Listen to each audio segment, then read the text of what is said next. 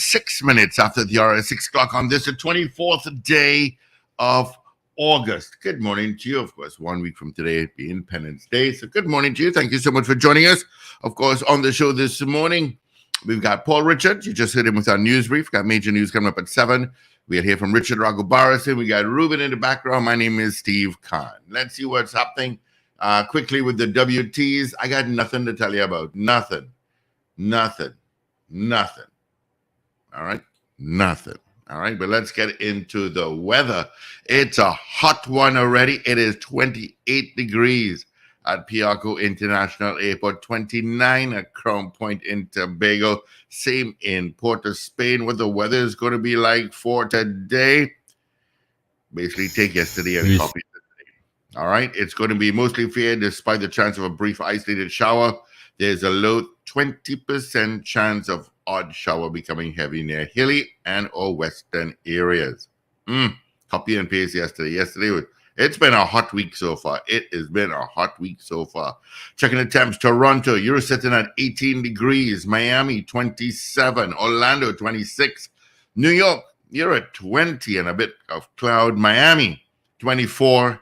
London, a little cloud, 20 degrees. Tampa, 26. Washington, D.C., you're sitting at 21 degrees. All right, well, let's see who sent us hellos first thing this morning.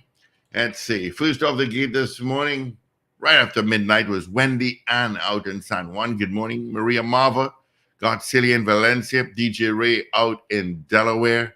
Dennis says, thankful Thursday out in Diego Martin. Oliver Man Warren, Miss Ingrid in Tucson, Arizona. Good morning. Carol Guevara, Wagwan.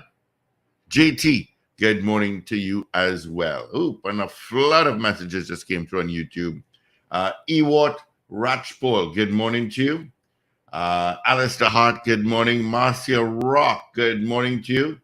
It's a pleasure listening to you all in the morning. Do have a great day. Thank you so much. Ray out in West Palm Beach, Florida, good morning. Melissa Nelson Arthur and Raul 4J, hello to you as well. All right. CJ New York, good morning to you as well. All right, and let's say good morning going out to Paul Richards. Morning, pal. Morning, Steve. Morning, everyone. Morning. How you doing? Good morning to you. Yep. Mm-hmm. What's happening? It's pre-Friday. Pre-Friday. Yes. Gotta love a Thursday because Friday is around the corner. Should be a pay weekend for most people as well. And this trust week, Scranton week, that's what I call it. What? What's so fun?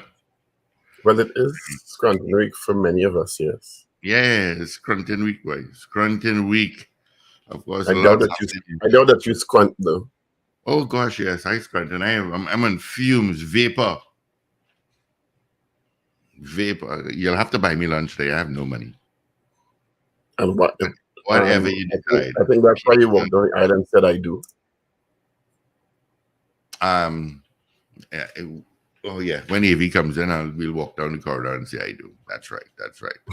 I don't know. I'm responsible for. You keep giving people the impression I'm responsible for taking care of your nutritional needs, and I'm not. Folks, you heard that, right? He's reneging. I'm reneging on what though? You have to make a promise to renege. The amount of pizzas that you have for me. Oh my God. And why do I have pizzas for you? Explain that to me. Because we made little bets. You mean you made little bets?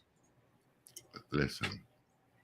Don't make me ask the people that are listening to us to chastise you this morning, like Doreen Pierre. Good morning, Pierre. And you can. And of course, Caribbean is still in the news. Caribbean Airlines is still in the news. I have a friend of mine is still waiting to go to Toronto. I don't think that this issue will be resolved anytime soon. I think they're trying to get back their flights on schedule for the most part. They are. I see the Minister of Sport, who is also the Tobago East MP and Tobago West MP, held a joint news conference yesterday, slamming Cal, just like we said on Monday. They wanted to see a face, not just press releases. Everybody said the same thing, basically, that we've been saying that press releases under those circumstances are simply inadequate. They're not enough. Yeah.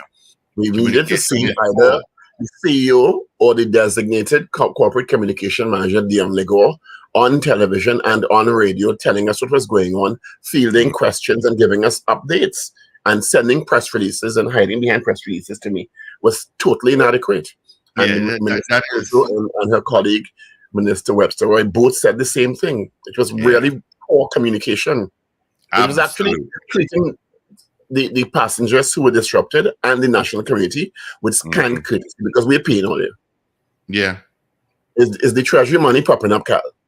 So you're basically looking for us. Okay? Correct. But guess what? Express tried to contact Miss Legore, who said she can't make a statement. I mean, really? What? Say that again. She can't make a statement? Yeah. Dion. Why are you surprised, though? I'm not surprised, but...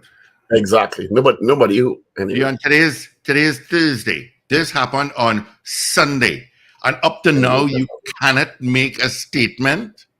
Well, I understand that she would have to be careful with what she says, or anyone in CAS management, because I am sure this is already in court, in the industrial court. The court granted a stay, sending the pilots back to work.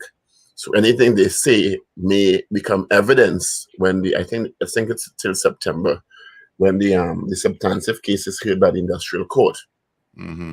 But I'm sure you all have attorneys that could tell you what to say and what not to say.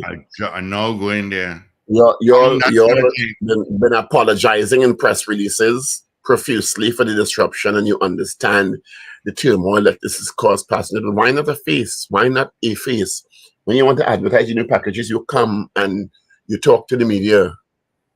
It's just really, really poor corporate communications. Poor. It's a total calamity. You understand? Meanwhile, the Caribbean Airlines is trying to determine whether pilots submitted false sick leave certificates. Quoting from the Express, which learned that several of the pilots recording submitted sick leave certificates and therefore cannot report for work despite an injunction ordering them to do so. They told the Express that CAL's human resource official called doctors and inquired whether they saw pilots before issuing the certificates. Excuse me? Wait, is that you need a sick leave for 1 day? Well, you can. There's nothing prohibiting you from doing that. Right? The pilot said those are bullying and intimidatory tactics.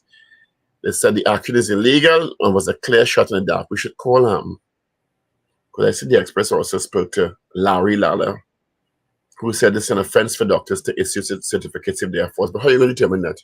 You can't call the doctor. The doctor will tell them out. Let me tell you. No, the doctor would implicate himself by saying, well, yes, I issued a certificate and he wasn't really sick. Yeah, as if they're really going to say that, right? The doctor going to implicate himself in issuing a false certificate? Yeah, I signed it off, but he wasn't really sick. Yeah, they're really going to say that. And what about doctor-patient confidentiality? You think the doctor will actually give you any information regarding his or her patient? They're not thinking. Look, Cal. Look, anyway, like a doctor is going to give you private medical information about your patient. Or like you could force a doctor to do that. Or like a doctor is going to say, well, yes, he called me over the phone and I gave him a sick leave for thought personally, what was the word, examining him or her.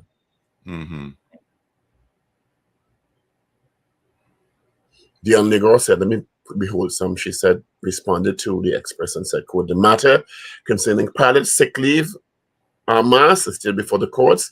As such, I'm unable to make statements related to same. Okay, so what are you going to say to affected passengers then? In court, I can't say anything? You have said via press releases, but as Ministers Kojo and Webster Roy have both said press releases are not enough. No. And just not enough. But I'm glad that those two Tobago MPs actually came out and had a press conference about it because it significantly affected Tobago and international passengers. I tell him my partner can't get to Toronto yet. Miss Sampson is trying to go to Toronto too for a wedding on this Saturday. No. What can I say? It's Cal probes sick pilots. What you want problem and say? No problem. You're going to subpoena the medical records? Really? You think you can do that? You don't need a sick leave for one day. And Talpa, the union rejects. Apparently, Cal offered 7.5% pay hike, or a 7.5% pay hike. This is what the Guardian's reporting this morning.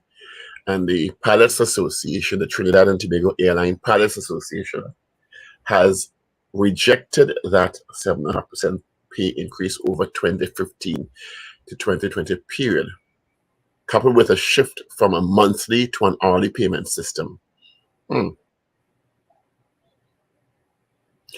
lot of international airlines do that because I have a friend who flies, but this is not a pilot, this is a flight attendant. And people actually felt that he put out a video that they got paid like a shift. And no, they get paid for hours in the air.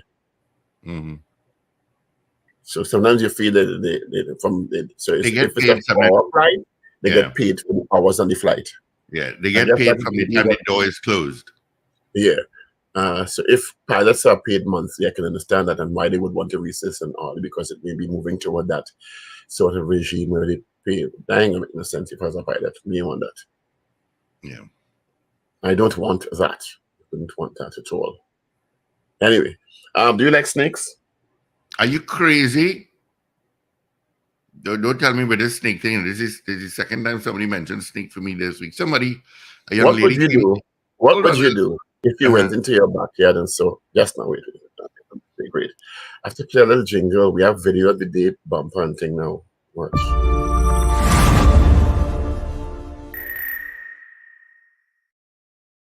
Press call from a resident who heard a disturbance at the back of his home.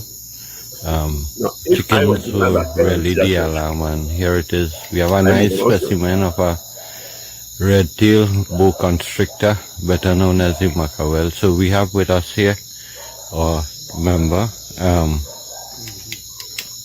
Vinod, Ramnath. We have Mira with us, and we're going to try to do a rescue to save and release. Well, Rio Claro, where we received a distress call from a resident who I have if you walked into your backyard, apparently it's in Rio Claro, and the person who owns the property or lives on the property heard the chickens making a lot of noise when they went to see this up in the tree. So this is Hunter Search and Rescue Team, Balan Chambarat and his colleagues. Now, if I walk in my backyard and see that in a tree, hotel. Actually, no, if I walk, yeah, friends. Yeah, if I walk into my backyard and I saw that, I wouldn't freak out. I would freak out. Yeah, I certainly would not kill it, and I would probably try to find somebody to relocate the snake. Two things I'm not fond of is cockroaches and snakes. A man is only a man till a cockroach flies. But yeah, I've been to one of the transmitter sites after some rain, and I saw this snake had to be about 20 feet long. You're not living on a transmitter site. I know, but because I was standing by the generator, I just saw this, and he was like 5 feet away from me, and I called out to the other engineer, and he said, "Nah, don't worry, he's just going to get some tan. He's going to tan. He wants some sun." But yeah, it's just to relocate. It's the rat snakes is very good for your environment as well. Snakes are good for the environment, just not in my backyard. I've been to the From bird the sanctuary and side yard or under the house or on the, don't nowhere around me. yeah, I've been to the bird sanctuary and you're passing in the branches and they say, hey, like a snake right there. And I go, oh, but he's not moving, he's sleeping. Once he does not fall. So let's open the phone so a little bit. What would you all do if you all Mhm. saw that in your backyard? And I actually, 222-8255. A young lady came into the pet butler today asking if we had rabbits. Now, we don't sell livestock. And she said, yeah, she wants to feed it to her snake. And I God. said, Some people actually have pet snakes. I don't know why. yeah. So give us a call. Let us know what you would do if you walked into your backyard and saw that. Boa constrictor, a red-tailed boa constrictor, better known as a mackerel. Look at the size of that. Mm-hmm. Healthy. Look like he just eat. No, he's probably going after the chickens to eat. Probably didn't eat in a couple of weeks. Already ate a couple of chickens. You know, I'll tell you something. We had a security officer here at the office that actually had a pet snake. Okay. And she came in one day and she said, so we asked, how is snake going? Not bad, man. He's lying down with me on the bed and all kind of thing. Trouble is this. Yeah. And she said, but when he lie down in bed, he stretched right out and he stopped eating for weeks now. So he said, oh, really? Okay. So I don't know anything about snakes. It's only afterwards, somebody else in the office, I can't remember who it was, said, yeah, he didn't eat you. So why you have a pet snake lying down in bed with you? But hold on. So they told him, he wants to eat you. And what he's doing, he's lying down next to you, eyeing you. He had stopped eating so he could swallow you, and he's making sure that he can eat you. Well, she called the zoo so fast. So fast. And when I read up on it, I said, it's true. Good morning, caller. Hello? How you all going? Yeah, you hear me? Yeah, I hear you. All right, good, yeah. Yeah, Steve and Paul. Two things I afraid. You see snake and centipede. But I bounced up a snake when my daughter had gone to do her heart surgery. And I came home. And there it was a little snake. Probably about a foot long, wrapped around my burglar puff. But you should have seen drama with me and that. Dino, little snake. If you see that in your backyard, what do you do? Like a 40 foot, a 30 foot. I might freeze, I might pack and leave. Afraid snake. Yeah, I don't like snakes at all. I faced a man with a gun already. Not no snake. Gentleman. Snake, I running. Sorry. Yeah. Enjoy your day. I leaving them alone.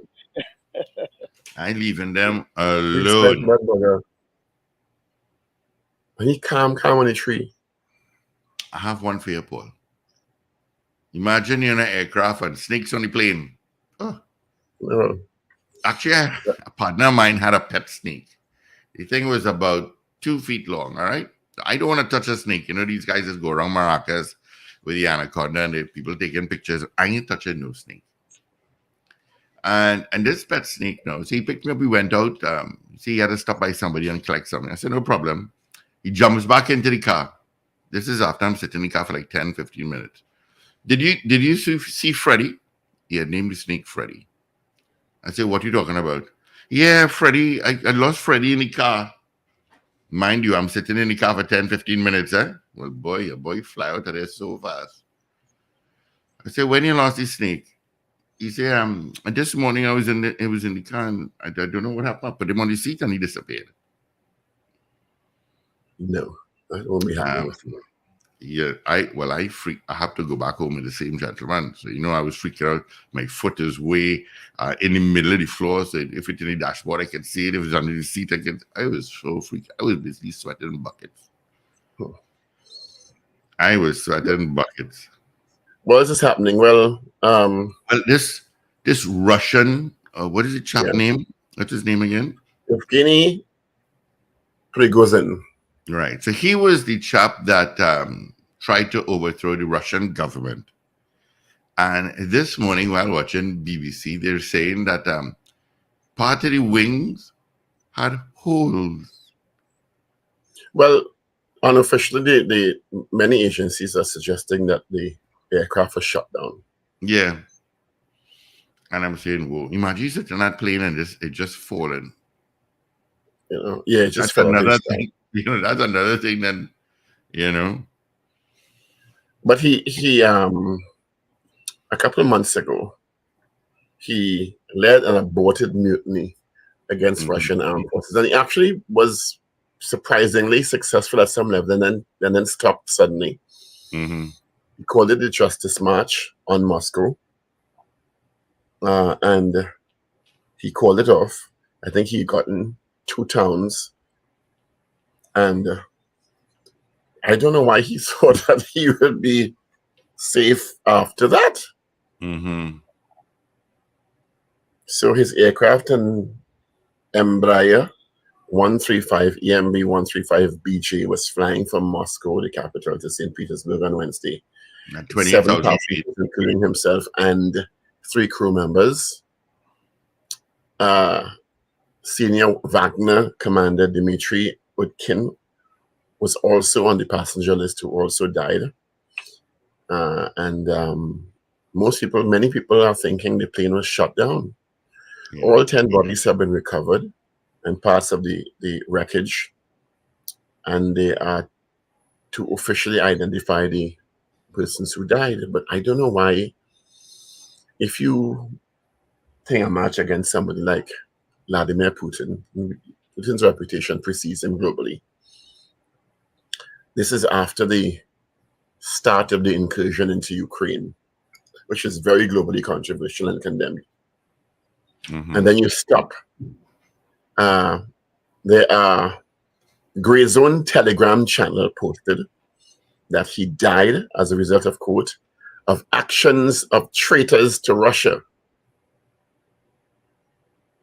So that was a startling development yesterday when it started to come across ticker tapes. And also internationally,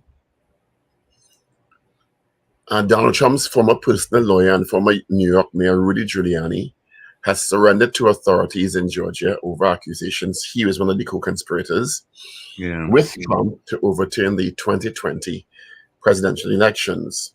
He was booked into Fulton County Jail on Wednesday afternoon. Mm-hmm.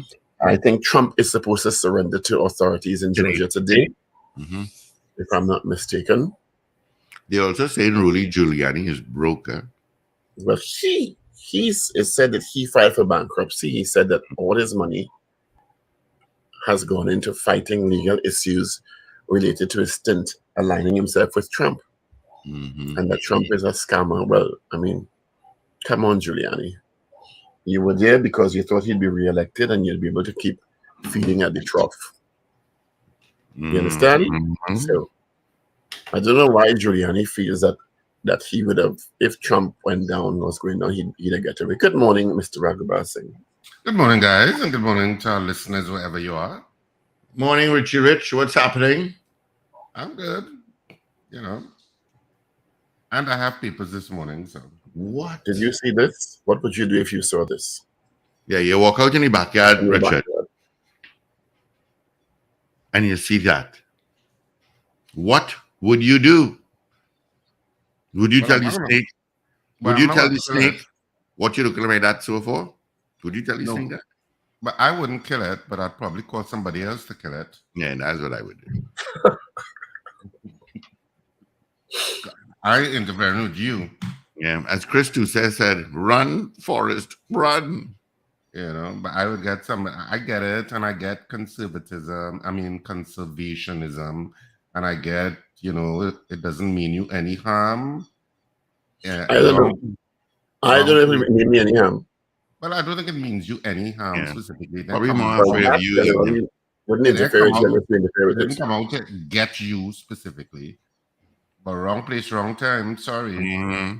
I always maintain that as a snake, an evolution of millions of years, you know where you're supposed to belong. And from the time you cross concrete and you cross pitch, you're supposed to know, hey, this feeling a little different. I don't think I'm supposed to be here. Let me get out. Yeah, but the snake will And probably if you saying, don't get out what you look for, you get. the snake is probably saying, what you humans come and cut down my trees and put concrete here for? Yeah, no, must know that this air feeling like my normal environment. Bust it. It's just like the locust in Maruga. Yes, that's the locust thing in Maruga. I forgot to download that video. Yeah, it's A like locust swarm. yeah, A swarm of locusts. And that has happened generally in the south. Is that the Southwest Peninsula? Mm-hmm. Not the first time. It's not the first time, and I'm like, I don't even. And I know the last. Who's the Minister of Agriculture right now? Kazim Hussein. Okay, I know under Clarence Rambrat they had a thing of, because before locusts begin to fly, they try to deal with them on the ground when they're now hatching. That's when you try to eradicate them so that they don't become as swarms. And I know that they had some sort of effort to deal with it, but every year it seems to be cropping up in recent memory. I don't know if this happens every year in Maruga. I don't know if this happens every year in Southwestern Trinidad. So since they're little children, they know that this time of the year this happens. I don't think so. So it's something that has to be addressed. I guess. If it was happening in North Trinidad, trust me, it would be bacchanal. Yeah, they would have done there are problems. Let's put it that way. Or Trinidad would be in an uproar. Well, let me put it this way: if it happened in the West, that'd be bacchanal. So even something's happening in the West, it becomes problematic. Yeah. If it happened in San Juan Grande, they mightn't be moving so quickly. But when it happens in the West, very often they act very quickly to remedy the problem. Then you might see downtown owners and merchants making a profound statement. Yeah, but it's something. That has to be terribly inconvenient, to put it slightly. Well, yeah. And so let's look at what happened. Thank God the windows were closed. I mean, look at that.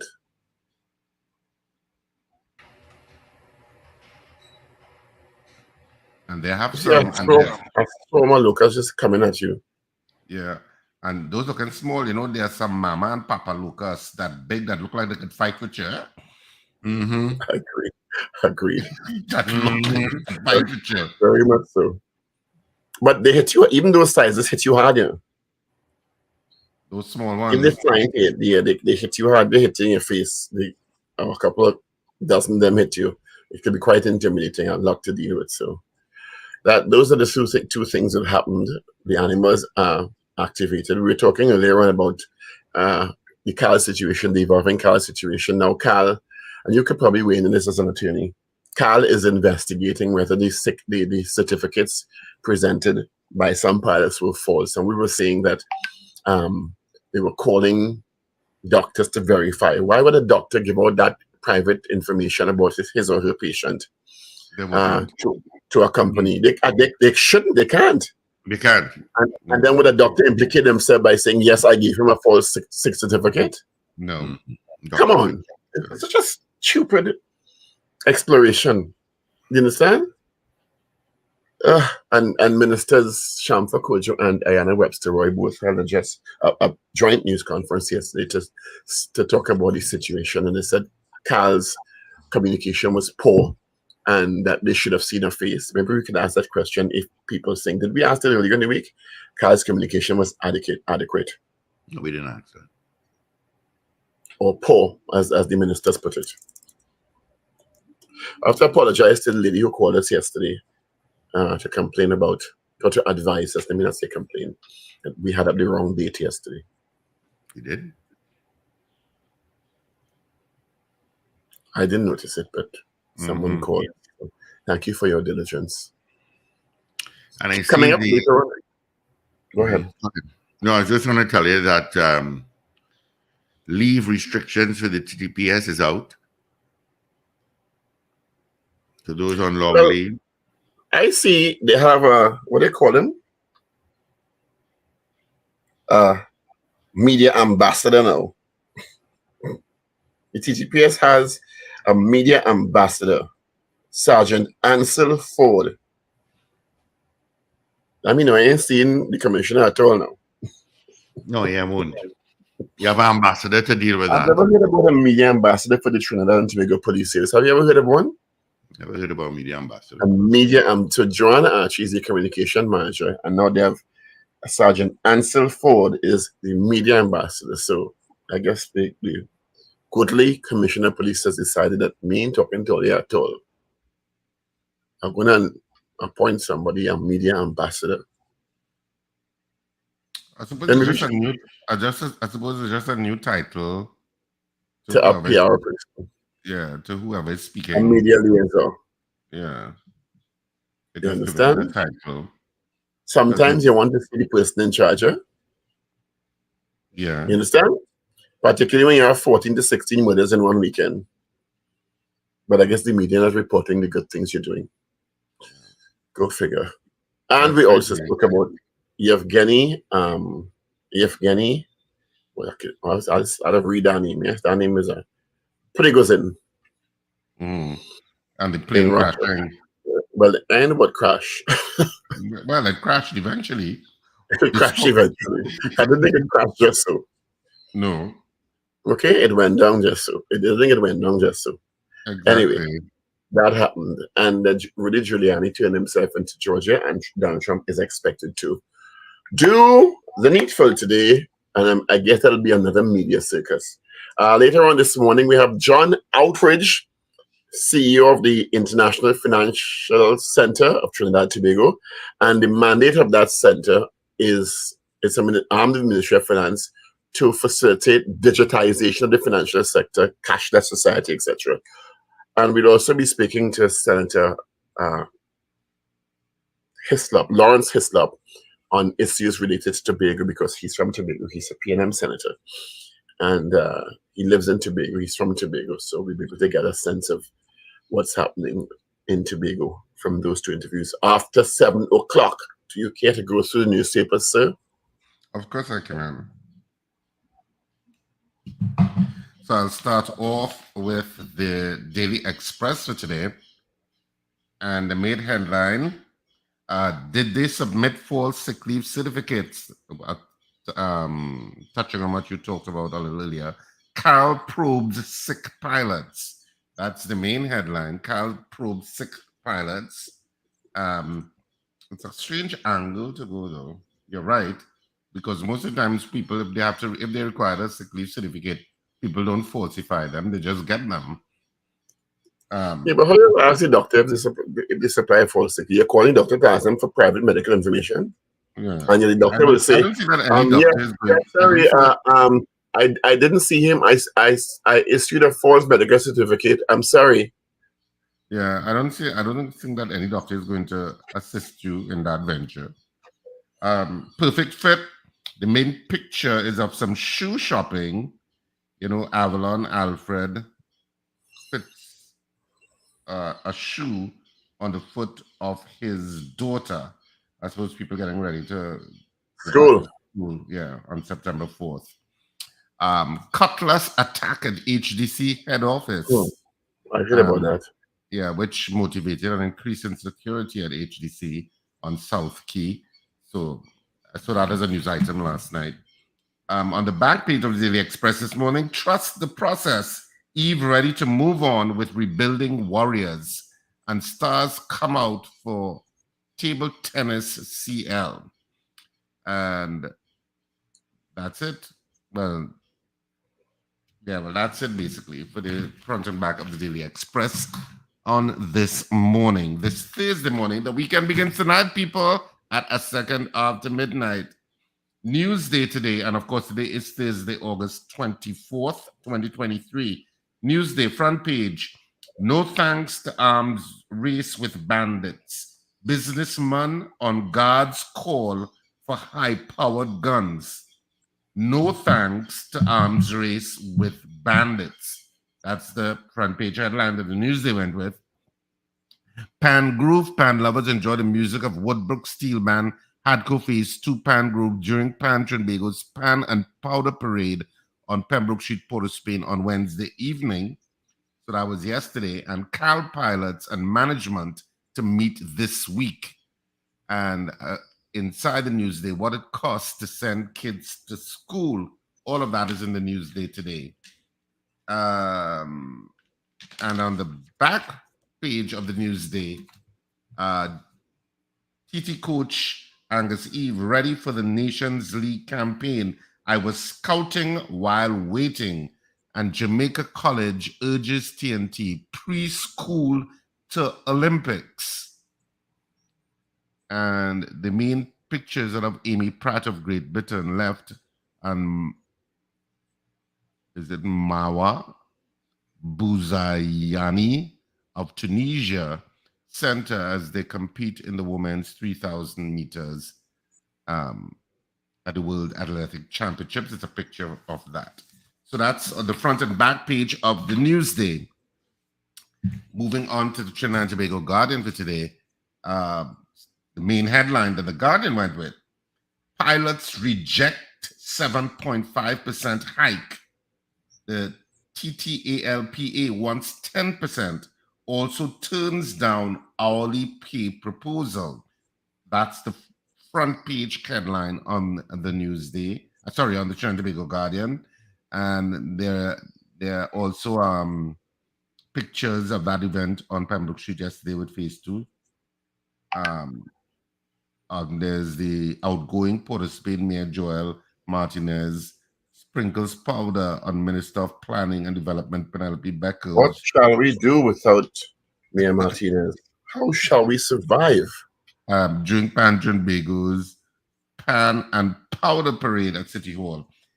Cutlass-wielding man attacks HDC customer and cops kill alleged drug dealer in Mayaro. All of that is on the front page. And on the back page of the Trinidad and Tobago Guardian today, Army reloads for Cavalier. And that's it. Main picture is that of the World Athletic Championships. That's ongoing. That's it for the 3 dailies this morning. Yeah. You know, did you hear the story about a homeless man who was sleeping in a bus shelter by the foreshore? And somebody with a Chinese chopper went to rob him and actually chopped him a few times. And he had to flag down a car. And I said, you know, what valuables do you think a homeless man would have? I saw that story in was that in yesterday's newspapers? Oh, I don't know. No. I saw that story online. Yeah, I think I didn't read it. I didn't read it, but I saw it. I just said the cost to send kids to school next week, parents, would be the last week for their vacation. Next week, one more week vacation. I think CXC results also due to come out today. Yeah, 5 o'clock. Yeah. Nerve-wracking for students and parents alike. I'm sure. Yeah. University and trying to get into Form 6. Yeah. Yeah, and exactly. And my friend who's supposed to fly to Toronto is going up there because his son is starting university. Can't get a flight to go. I know. Yes, I don't know. I can't get a flight to go. Because he was supposed to leave on Sunday. And they tell him he can't go till Friday. Hayden is going away today, but Carl had called him yesterday because he's going on Carl. Carl called him. He was booked for today, right? He was booked for today. Yeah, so he's fine. Carl did call him yesterday to ask him if he wanted to shift to Friday. And basically he said, no, I can't shift. So I said, maybe they're giving you like $500 US or something. You should have checked. That would have been usually the case. Anyway, 14 before 7 o'clock. Yeah, let's get the results of our morning poll from yesterday. Yesterday, we asked you, Should additional airlines be invited to service the domestic air bridge? For domestic, so it means between Trinidad and Tobago. The results are in. Give you results after this. Hi there. Honey, you made his dreams come true. Send and receive money this school year with MoneyGram to fulfill their dreams for their education. You can win weekly supermarket vouchers valued at $500 every time you send or receive with MoneyGram. With locations nationwide, send or receive money from any Massey Finance Remittances Service Limited, Massey Stores location, or MoneyGram agent. Check our Facebook and Instagram pages for details. This promotion has been approved by the NLCB. Also, summer mattress savings now on at Furniture Plus. Get any size therapeutic EcoSense mattress for just $799. Certain mattresses from as low as $999. Big discounts on bases and 25% off accessories. Check press and social media for details. All happening at Furniture Plus. Again, our poll from yesterday. Should additional airlines be invited to service the domestic air bridge? Yes or no? 77%, 77, said yes, they should. All right, let's get into this morning's poll. But before that, let's say good morning, good night to a few people. D, good morning to you. He says, not panic for the snake, but strongly encouraged to move along on its way. All right. Rina Budu Jennings, Sunil Ram Samaru, good morning. Arno, Ms. Maloney, good morning to you all. Winston Jones, good morning to you as well. All right. This morning's poll, gentlemen. It is. Do you think that Carl's communication that during Caribbean flight Airlines disruption- communications during the flight disruption was adequate? That's our poll. 222-8255. Toll free. North Americans, 866-525-1099. Of course, on YouTube, you can answer yes or no. We love to know where you're watching us from. And of course, our mobile app and website. Do you think that Carl's communications during Sunday's flight disruption was adequate? Yes or no? Is that proper grammar? Should it be All more right. adequate? Tell us what do you think? Give us a call as well. Our lines are open. Comes directly into the studio. Yeah. Should be communications. We're not seeing them. Oh, sorry guys. My mistake again.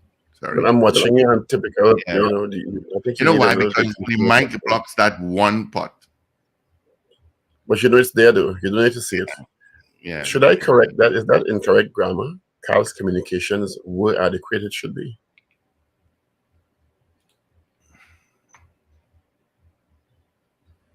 Anybody comment before me today? All right. H.S. Wilson says no. Vaughn Drayton says no. Rena Budu Jennings says no. Let's see anybody on YouTube. All right. Do you think that Carl's communication during the flight disruptions were adequate? Yes or no? Gloria Gray, good morning. My answer is no. Any votes on the message board? Get in there now. CJ from New York says no. Mo Guest. Morning, Mo Guest. No. What says you, caller? Pinal says no. Thank you, Pinal. All the best. Good morning. Hello. Good morning. Sandy Grandy here. My answer is no. Thank you, Grandy. Like almost like they forget they're working for people who hire them to fly them to X and Y. So they feel that press releases were enough. You understand? Yeah. Are you trying to pollute the poll? It sounds like you're giving an opinion. Am I misinterpreting you? Who Miss Corporate Communications Expert? Good morning.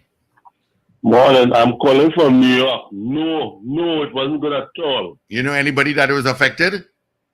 Yes, several people.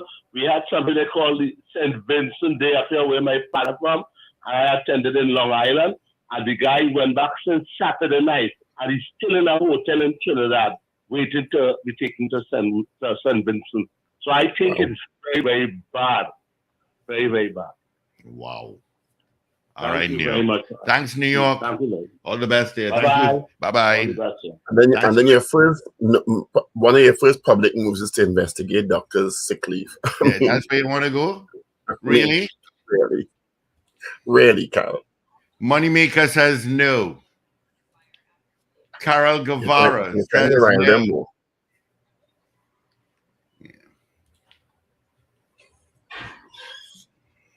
What's the last vote you just said there, Steve? No. No. Oh, okay. Left hand doesn't know what the right hand is doing. And this is an international airline. Funded by the people that turned the know radio. the left hand didn't know what the right hand was doing. I just think, I suppose the issue was whether their communication with members of the public was robust enough in dealing with the situation. And but that's the subject of our poll this morning. Do you think that Kyle's communications during the flight disruptions were adequate? 222-8255, toll free North Americans, 866-525-1099. Flying is already such an intense process since 9/11. You know, you had to get up, you had to get to the airport if it's international flight 3 hours before. You had to check in, you had to do security checks. Flying, you had to put aside a day. You understand? Didn't they say had reverted to their normal schedule by yesterday? Yeah, but that doesn't mean that the normal schedule mean the normal schedule. The people who were left behind from disrupted flights still had to be accommodated on other flights. No, but I thought that would have that Wednesday, yesterday, would have accomplished all of that. That's what I meant. I don't know. But maybe if somebody spoke to us and we could ask them questions, we'd find out that. You can't really question a press release, you know. If somebody, a human being, you can try and get on to Gavin Madeira. He has spoken to us before. A human being could have talked to somebody and answer the phone and say, well, this is, and look, don't stop me. We could talk to Gavin Madeira. He's been friendly to I the show. can't speak about that right now. Mr. Ragabasi, are you listening to me? I'm talking about Mr. Madeira, the CEO. And maybe the manager of corporate communication should tell the CEO, you need to talk to people. Well, that would be logical. Did we try and you see the excuse about I was on vacation? When you have a crisis like that, when you could log onto a computer anywhere in the world and log into media houses, it's not like long time when you have to be in the studio. Moneymaker says no. Thank you, Moneymaker. Our morning poll, do you think that Cal's communications during the flight disruptions were adequate? I see Culture also said no. Yeah, I said that. I said that beauty culture. I didn't get it. I didn't record it. Oh, okay. Wayne out in Simcoe, Ontario, Canada says no. Maybe tomorrow you could ask, will you fly with Caribbean Airlines? No, I wouldn't ask that. I don't want to damage the brand. Yeah. I mean, I flew. They're not going to do it again. When I flew with them last year, I don't want anybody to not fly with Cal. That would be not so much. When I flew with Cal last year, I thought they were fine. I thought they were really good. I didn't have any problems at all. I don't think anyone. Not that I think you're doing that, Steve. That encouraging a lack of support for Cal is a good thing in any way because it's a national airline. It's a regional carrier. Roland says, but they need to fix some of the systems in that place. Clearly. Your overhaul. One being communication. You need a job. We spoke So to former director of the AA, Mr. Lachmidial, yesterday, and he was saying that in the newsroom, that is, that people don't understand sometimes the other side of it, where an airline that's incurring losses almost on a daily basis in some instances for some months, and operating fairly regular schedule and efficiently, and most importantly, safety, is a huge accomplishment. And while I take that, I still don't think that excludes them from having effective communication during something like what happened this weekend. And I don't. And that's the question this morning. Many people are suggesting that, you know, if ministers of government had a press conference yesterday to talk about the poor communication, it tells you a lot. Because CAL is under the Ministry of Finance. And on So very often, your taxpayers' dollars have had proper CAL. But do you know that CAL's Facebook page, they switched off their comment section yesterday? Well, yeah, I would too. Were you leaving it on Portugalix? That's exactly it. Roland Bahadur says no. Yeah, I put that in already. I didn't get it. Okay. I don't think any of the comments on that Facebook page would be complimentary. Yeah. So a poll this morning, do you think that CAL's communication during the flight disruptions earlier this week, and some of it may slightly be ongoing, I don't know if it still is. If anybody's in the airport this morning, they can probably call us and tell us. Do you think that CAL's communications during flight disruptions were adequate? That's our poll this morning.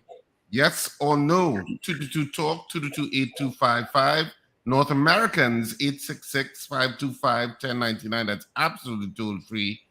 People on other parts of the planet, 1-868 before the 222-TALK. Yeah. And people on the web and the app, you can send your Paula says no, but CAL needs to make some serious changes. Dennis out in Diego Martin, my answer to the poll is no. Miss Ingrid out in Tucson, Arizona, absolutely not. No. So we phrase the question as neutrally as possible. Eh?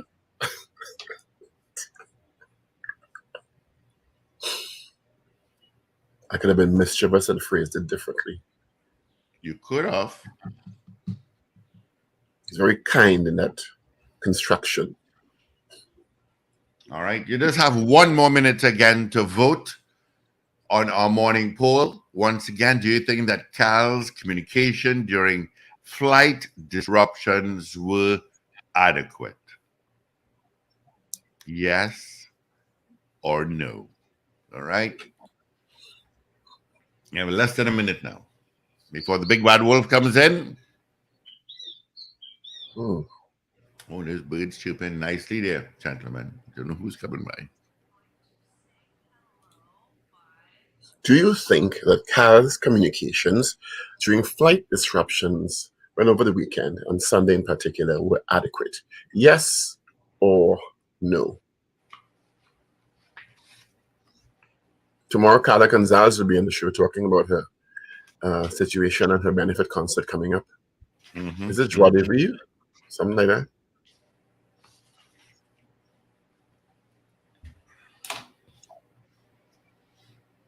All right. Do I have any more votes here? Arno says no. Did you read that message? Arno. Oh. Sexy San Fernando says no to the poll. They'd like to make an election.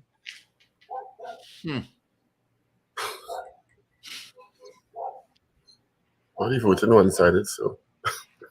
Yeah. Clearly. All right. There she is.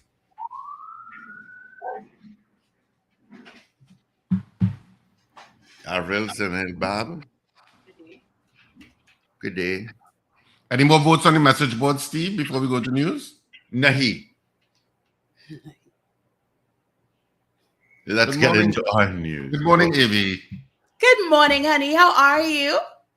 I am good. I am great. Great That to hear is your voice. awesome to hear, sweetie pie. Have you had breakfast already? Not yet. Okay, well, you need to have breakfast so you can start your day properly. Absolutely. Y'all want a moment? Let's get into our 7 o'clock news. Starts right now.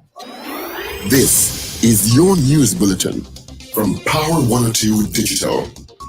CAL and TTA, ALPA at loggerheads as negotiations over pay and benefits come to an apparent standstill. Shamfa Cudjoe slams Caribbean Airlines for what she says is its lack of communication during last Sunday's disruption to its operations. Tobago Tourism Agency concerned about the island's image following CAL's disruptions in flights. And Putin silent after Wagner boss Prigozhin killed in a plane crash. Details in a moment.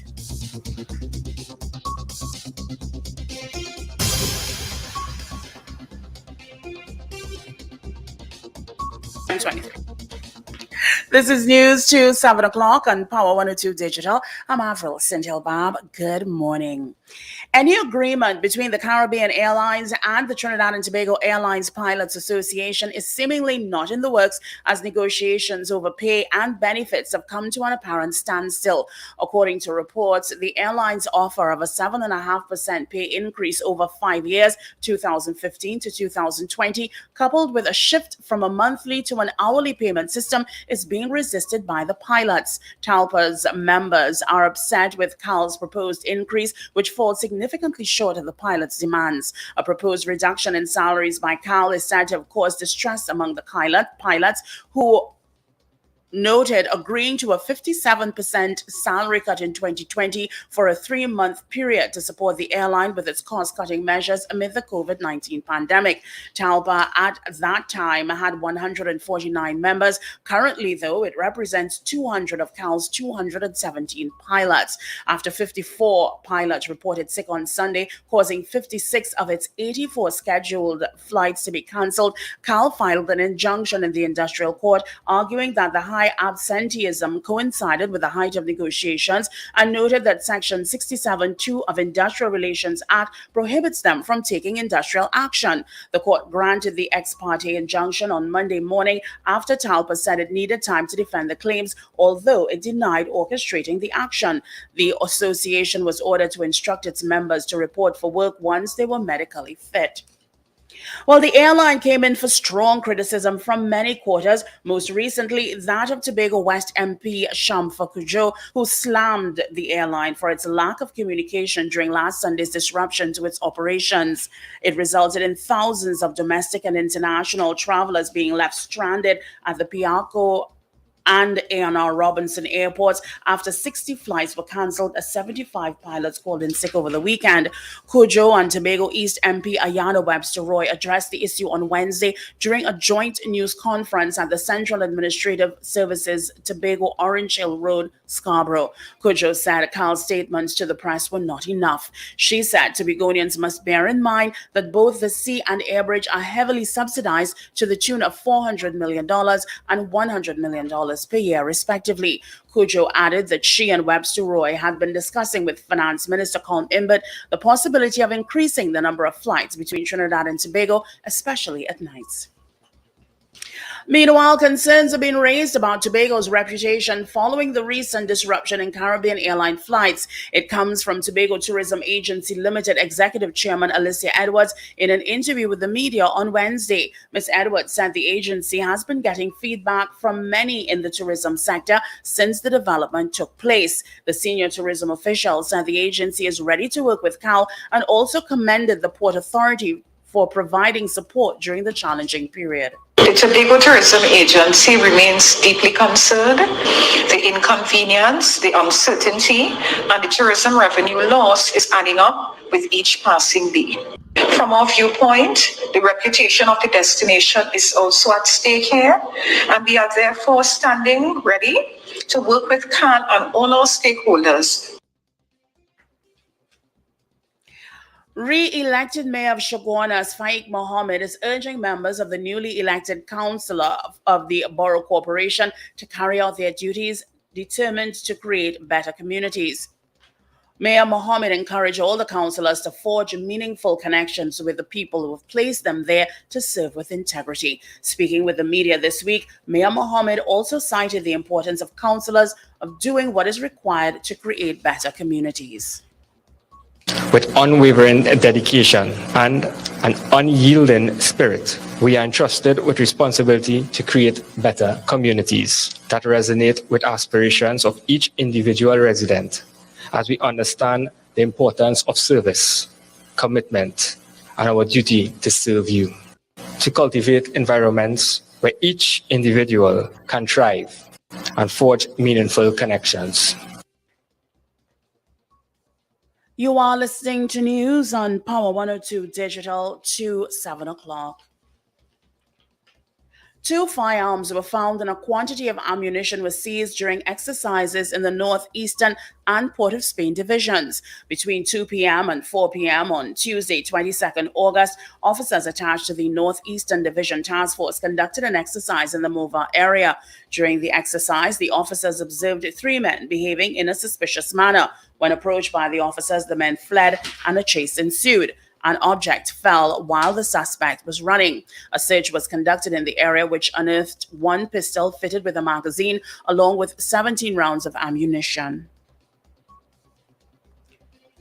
The Kremlin has still not commented on Wednesday's plane crash in which Wagner leader Yevgeny Prigozhin is presumed to have died.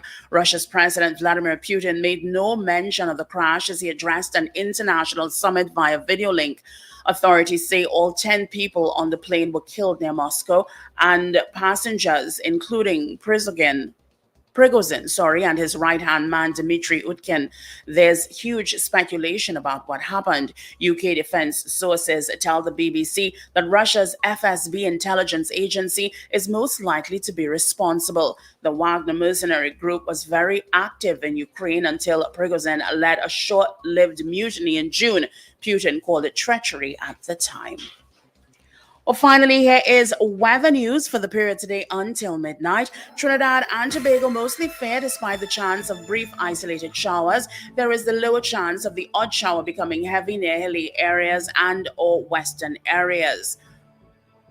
Look out for a maximum temperature of 33 degrees Celsius at Piarco International Airport and 32 degrees Celsius at Crown Point, Tobago. Currently, it's 28 degrees Celsius at Piarco and 29 degrees Celsius at Crown Point in Tobago. Recapping your headlines to 7 o'clock, Cal and Talpa at loggerheads as negotiations over pay and benefits have come to an apparent standstill. Shamfa Kajo slams Caribbean Airlines for its lack of communication during last Sunday's disruption to its operations. Tobago Tourism Agency concerned about the island's image following Cal's disruption in flights.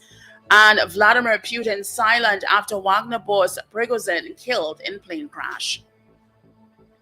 I'm Avril Sindel-Bab. That was news to 7 o'clock on Power 102 Digital. Look out for more news in detail at 12 noon and an update at 8 o'clock this morning. For more details, log on to power102fm.com.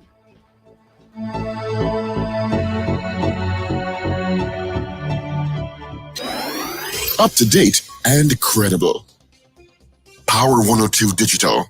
All right, thank you so much. Yep, it's 20 degrees at Piarco, 29 at Crown Point. It's going to be a scorcher again today. Thank you, Avi, for our major news. You can join her again at 8 o'clock for our news brief. Let's take a look at what's happening traffic-wise. If you're in the Solo and you want to exit by Turuba to get into San Fernando, you've got some traffic there. Taking the Southern Main Road through Claxton Bay also got some. Rivulet Road's got some volume. The Solo not. At this time, you're going to pick up your traffic on the Solo by Chase Village as you head northbound. Traffic from Trin City towards Orange Grove and a little step on the gas a little bit till you get to about McCoy towards UE. That's you're going to pick up your traffic. And after that, it's pretty much smooth sailing in the Port of Spain. Eastern Main Road got no issues for you at this time. Just the usual spots. All right. Right, so we're back. Of course, welcome to the second hour of the Power Breakfast Show on Power 102 Digital. Paul Richards, Richard Agabarazing. We got Ruben in the mix and myself, Steve Khan, keeping you company. And quickly, let me see if we have any more votes for our morning poll. And of course, our poll this morning is: do you think that careless communications during Sunday's flight disruptions were adequate? That was our poll. Let me check here. I got T. Gray saying no. Oh, behave yourself. You don't want to try and call Madam, Steve? If I want to call who? Madam. Yeah, let me try. Mm-hmm. Nothing to lose. Yeah, you want me to call Medina? You want me to call? I don't know if his name is Medina, but you can call Madeira. Yeah, I think Gavin Madeira is more. It's always good hearing from the CEO. But in terms of our poll this morning, we had 20 people voting on the poll in the allotted time, and 100% of you said no. You did not think that communications during the flight disruptions were adequate. You know what's interesting about that, and that has been the general sentiment, not only from Ministers Kojo and Webster Roy, and stakeholders in particular in Tobago, and of course passengers who were very irate, but not only the disruption, but the information that was lacking, is that up to now, past the press releases, Carl has not seen it fit to put a face and a human touch to this situation. You have TV6, you have CNC3, you have TTT, you have plethora of radio stations. I think the Express obviously called Miss Legor yesterday and she answered, but said she couldn't say much because the matter is before the courts. But there is stuff that you don't have to deal with. You don't have to deal with the pilot stuff. Not. Am I wrong? The pilot stuff is not before the court. The communication to passengers is not before the court. So I don't know why Miss Legor doesn't feel that she should come before the media and answer questions as anybody who, because she was part of the media at one time, or Mr. Madeira, the CEO. So, I mean, up to now, if he press releases is adequate, or press releases are adequate. Send us something on social media and on a piece of paper or on an email, and that is how we will deal with this. This is when you need to step up. This is when you have to earn your money as corporate communication manager.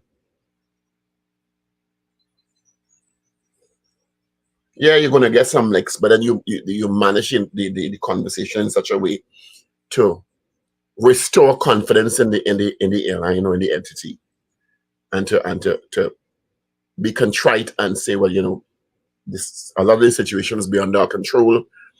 We try to move with some level of alacrity in terms of getting additional flights. We did this. We called, wasn't something Global X to book flights. We booked passengers into hotels. We gave them vouchers to meals. Say the positive things you did, and then accept responsibility for where you went short. You understand? And say when you're going to talk to us again and more updates are coming on a daily basis, you don't hide behind a press release. Jeez. Well, I'm glad you got that off your chest. It's not even about me. I wasn't inconvenienced, You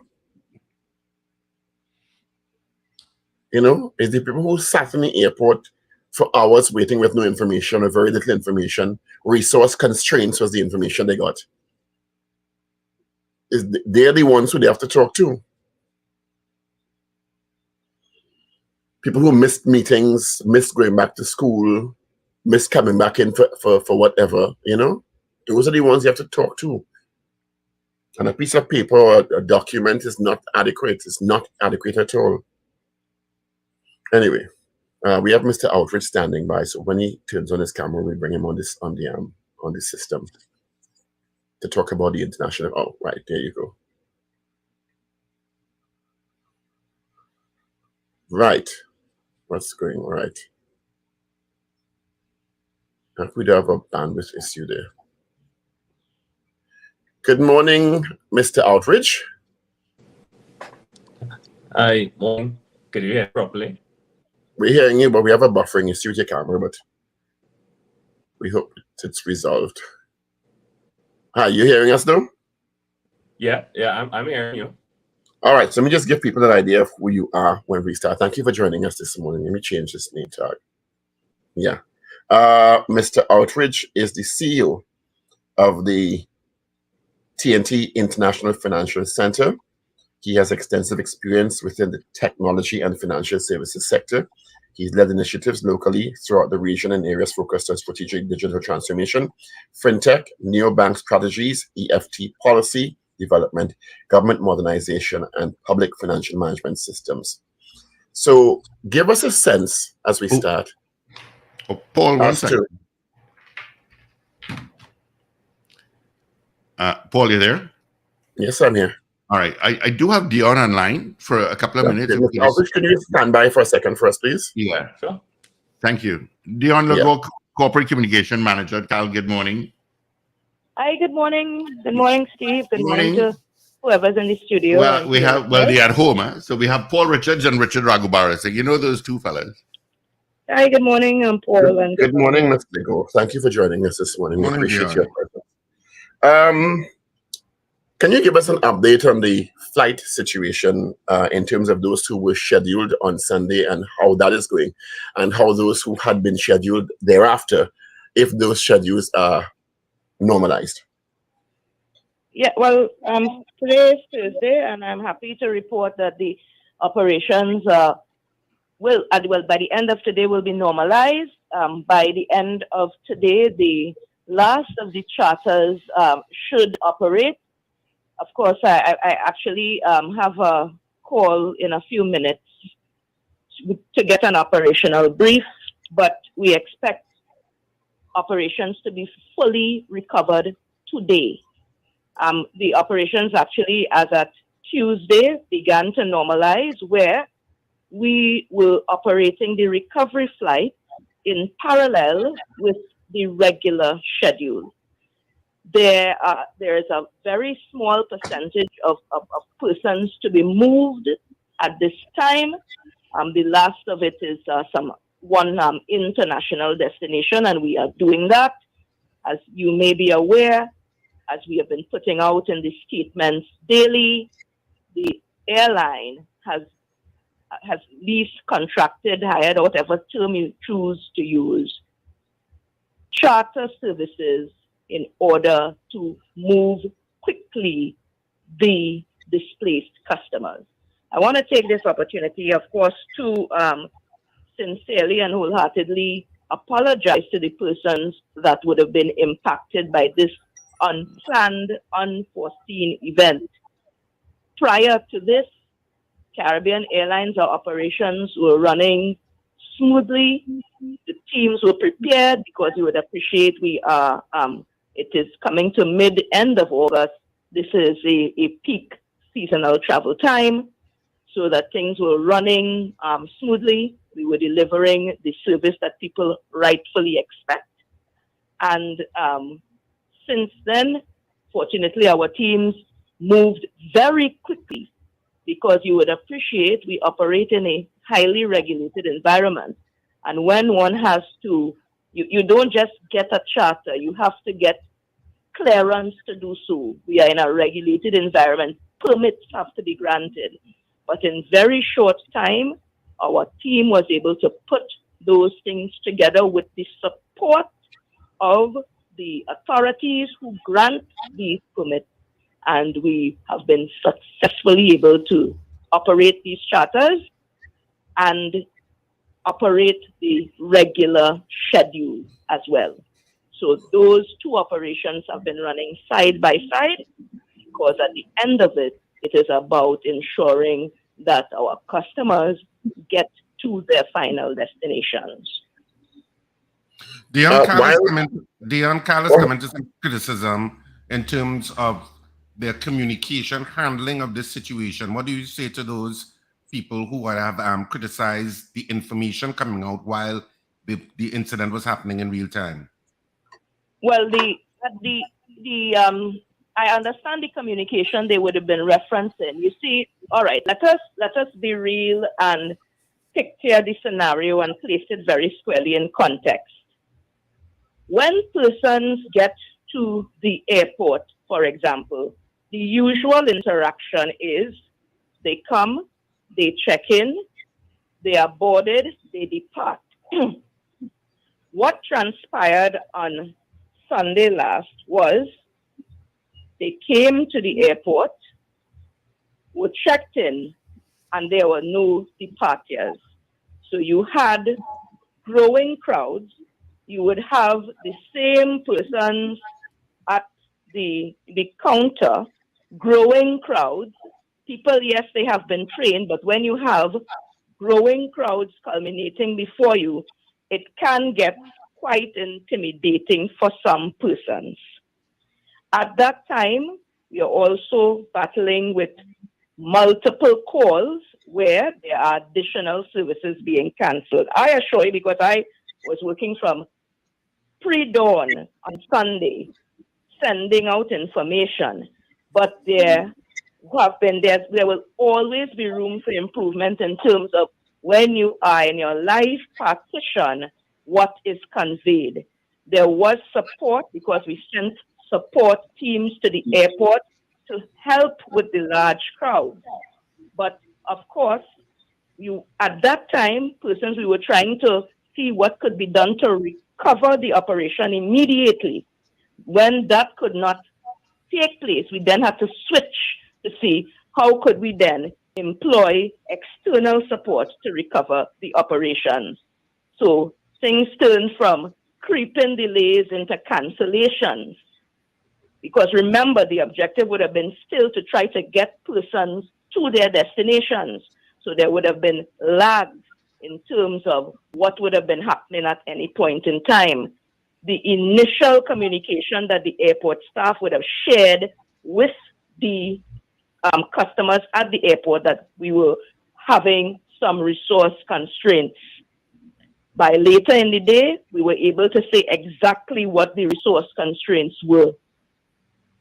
So understand too the context of what would have been transpiring. While we understand that much of it happened was beyond your control, the consternation for most of your clients, your customers, and the wider population was that the communication, as you described it, was inadequate. And one would imagine, because you're a communications expert, that some sort of crisis communication protocol should have taken over.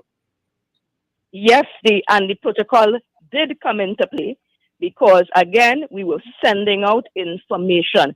But you're talking about the live partition, and that is one of the things in our review that we will be looking at closely.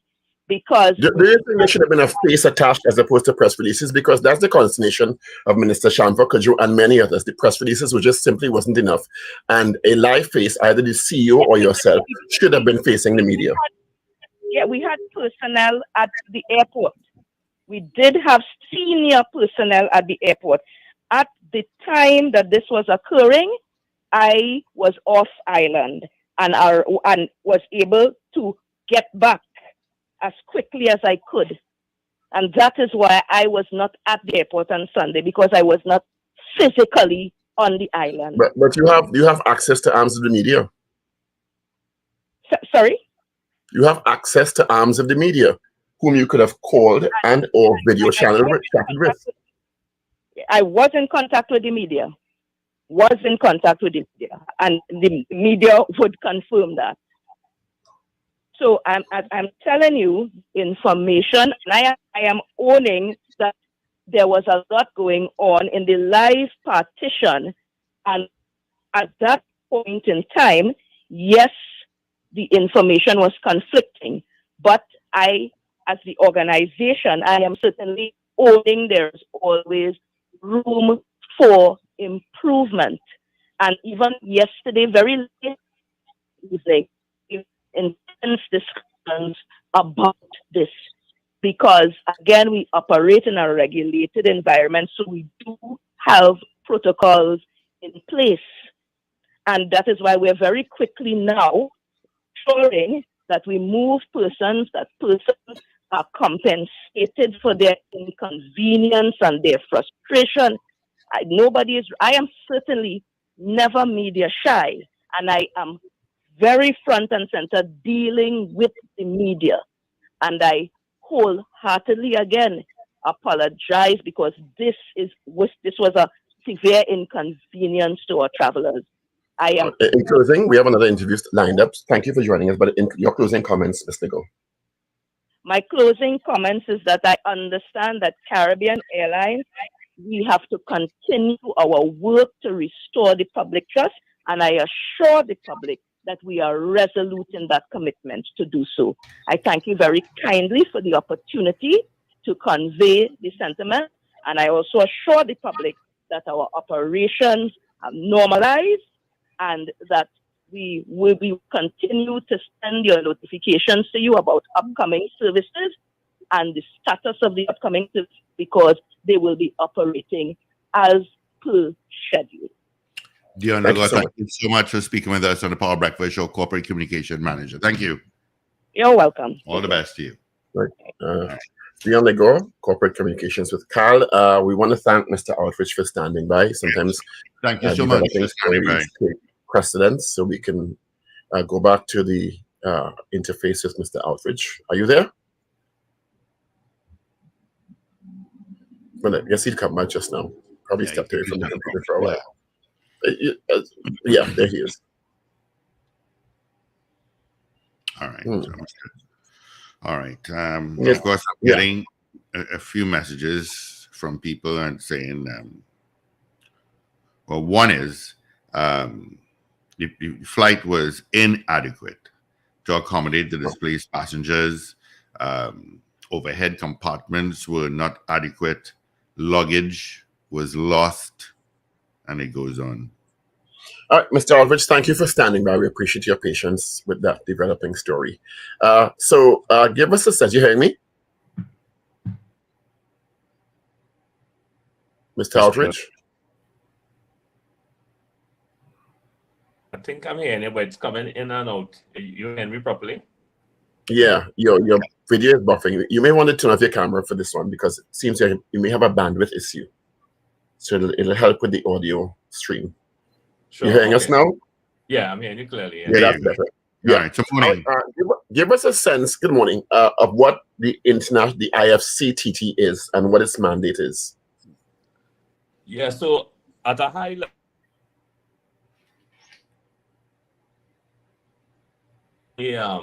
the IFC, which was started 10 years ago, is really meant to facilitate that sort of.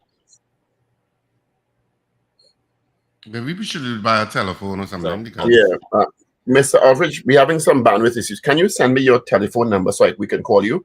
It may be more productive. Yeah, I think so. You heard me? Yeah, you have to call me on WhatsApp. You That's all right. Steve, can you? Send it. Call via WhatsApp? Yeah, that's all right. WhatsApp because I'm not in the country. Okay, no problem. All right.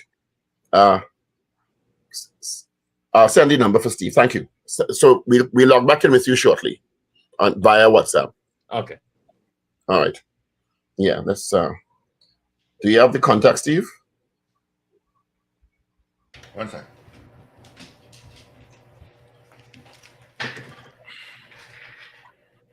Well, as the CEO of IFCTT, just to give a sense of what IFCTT is about, they really have some significant mandates in terms of modernizing the financial sector in Trinidad and Tobago,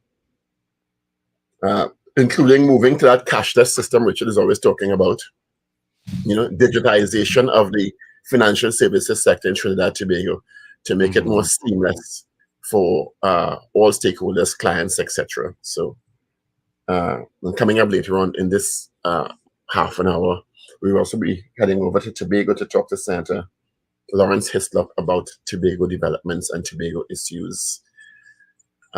See Steve working feverishly behind the scenes. All right, let's go. All right, you back, Mr. Aldridge? Yeah. Can you hear me properly? Right. Yeah, this is better. Yeah. All right. Thank you again for joining us. All right. So the mandate of the IFCTT. Yeah, sure. So the mandate of the IFCTT was basically amended back in 2021 to focus on three things. One, promoting and increasing the levels of financial inclusion within Trinidad and Tobago. And this really means in terms of how do we reduce the amount of cash that people use within the economy. Two, to really sort of accelerate what they would call the government digital payments agenda, where more government services are able to be paid for online by citizens as well as the diaspora. And three, to really promote Trinidad and Tobago as what they would call a hub for fintech innovation, so that more and more entities who are looking to participate within the fintech sector offer mobile wallet solutions, various types of other fintech products, could come to Trinidad and Tobago, set up those entities, and be able to pursue those sort of same business activities within the region. What would you say would be because you've just explained very clearly what the mandate is in a 3-point kind of perspective.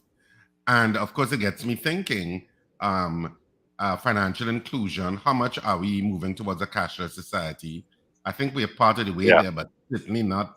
I mean, if I had to say maybe 40, 50% of the way, because you have so many people who don't have credit cards to do transactions. They may have debit cards, and you still have a substantial unbanked because of the ridiculous requirements that banks require from you, including 2 IDs. I know the central bank governor had spoken about it and said, why are you all requiring 2 IDs? But they still do, as far as I'm aware, at least some of them. And so you have all of those problems in the system in terms of getting people to, 1, be banked, and 2, the variety of measures that we have in place to pay cashless, including, I know, for example, North Americans will have things like Venmo, Cash App, Zelle, etc., none of which we have in a Trinidad and Tobago context. You can't even use Samsung Pay and Google Pay or Apple Pay with a Trinidad and Tobago debit card and or credit card. So what exactly is the movement to that cashless society, and where do you think it's at? And it's interesting you said those things, right, Richard? Because we just recently concluded because the big problem we had was obviously a sort of lack of a benchmark or lack of data, right? So I'm actually in the Bahamas right now. I was actually attending a financial inclusion summit with other Caribbean islands and partners, and they were showing some statistics in terms of what's happening within the region. And we just got our own data.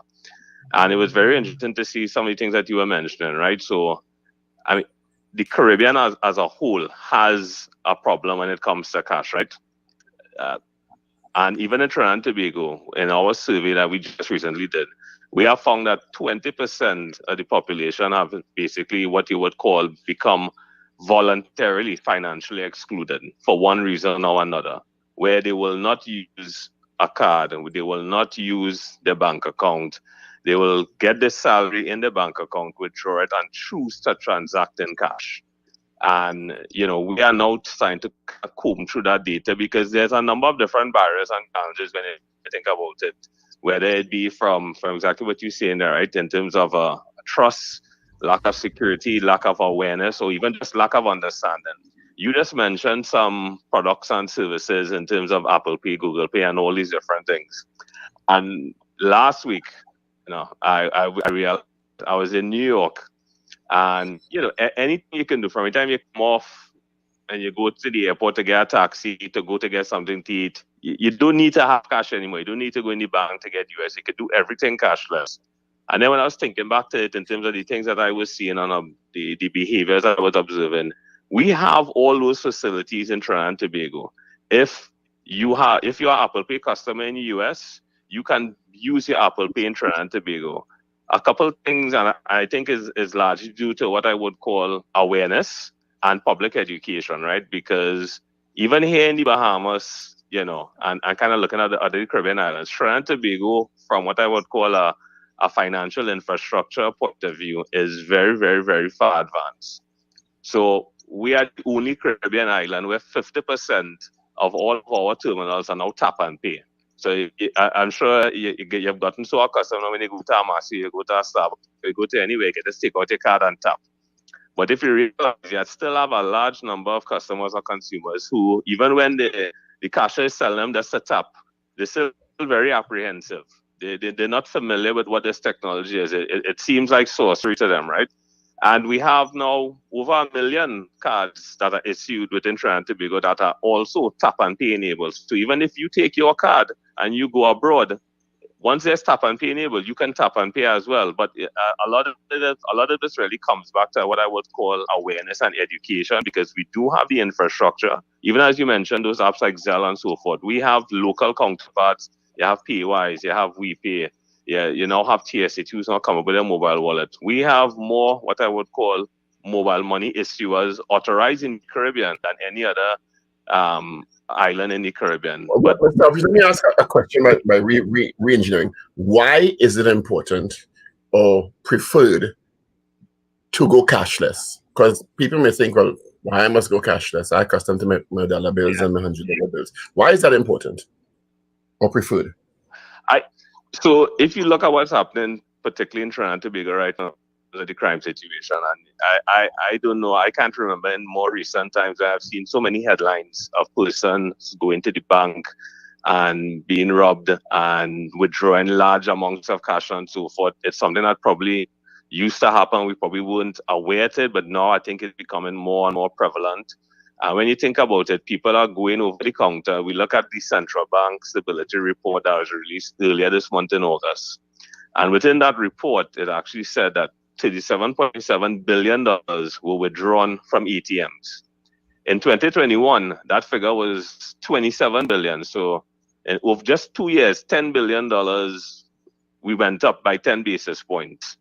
So the challenge, I think, and when we looked at the survey that we had, a lot of people are using cash to do what I would call day-to-day activities. So some of the high categories were paying rent, paying school fees, paying medical expenses, doing groceries.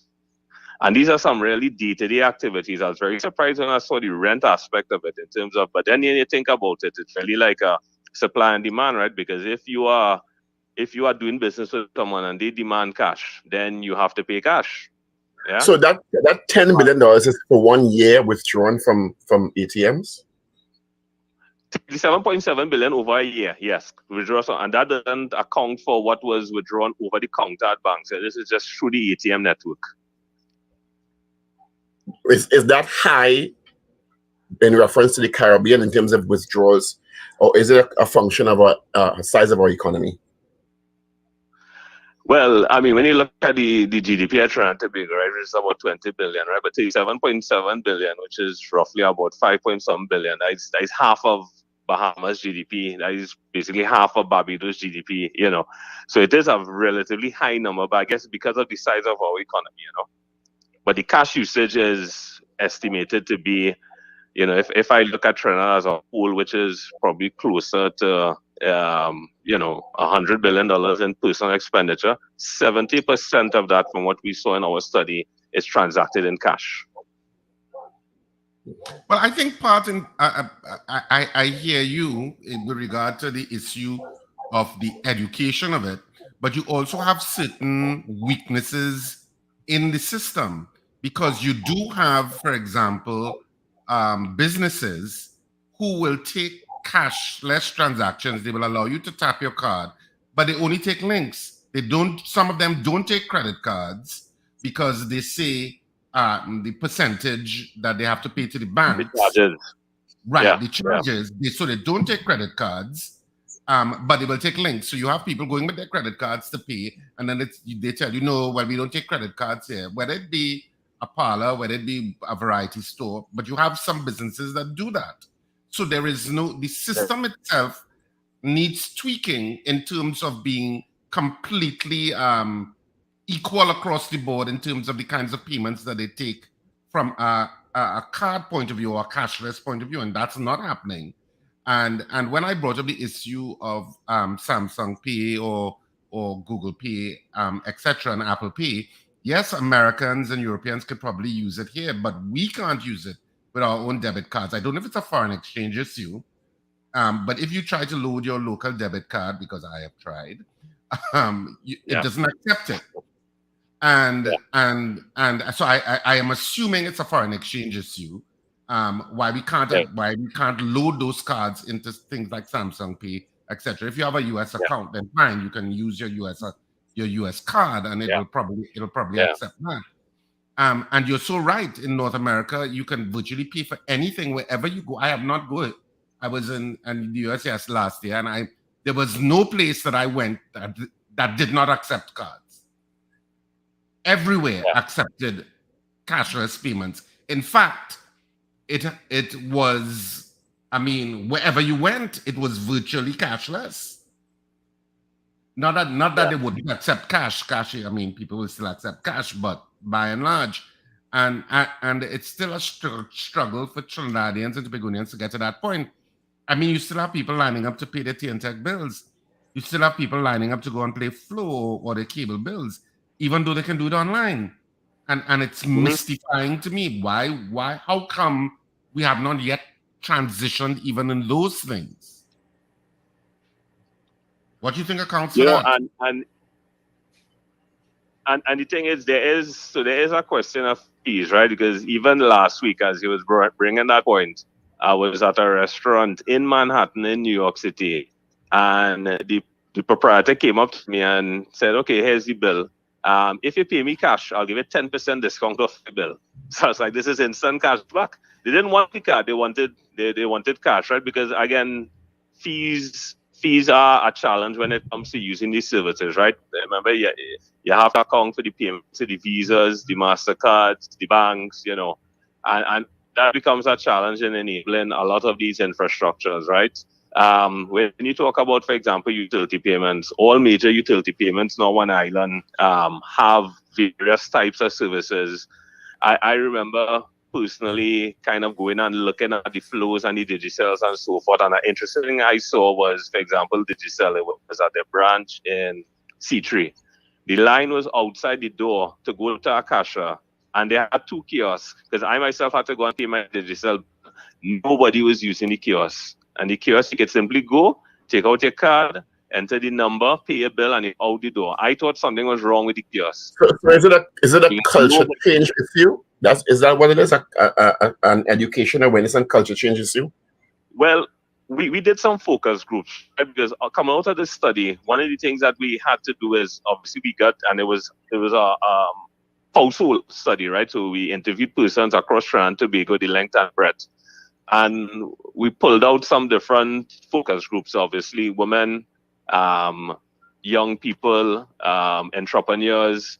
And then we had a specific group which we call the financially excluded, for people who really had the strong feelings towards these things, and a lot of them said, one, they weren't even aware of these different products or services. 2, didn't understand how it worked, right? 3, security was something that was very, very of concern to them. It was some interesting perspective, because one of the things that some of the data that they brought up, for example, which I found was very interesting, was the fact that they choose to transact in cash, because even if something was to happen and they get robbed, I could go to a police station, I could say a short man with a white shirt and a blue pants and a yellow shoes, this robbed man went so. So in my mind, I have some recourse. If I'm using an online product, and let's say I do a transaction, something happens, the internet drop, and there's a communication error, I don't know what happens there. I don't know what happens next, So it's very, very interesting to kind of hear even some of the perspectives and the awareness and understanding of how simple these solutions could work, It is basically a number of barriers and challenges that we have to sort of think through and put different programs in place. How does the because I think the issue with using a credit card at various points would be the amount of money you have to pay, and the person does not want to pay. If the bill is $1,000, they don't want to pay that 3%.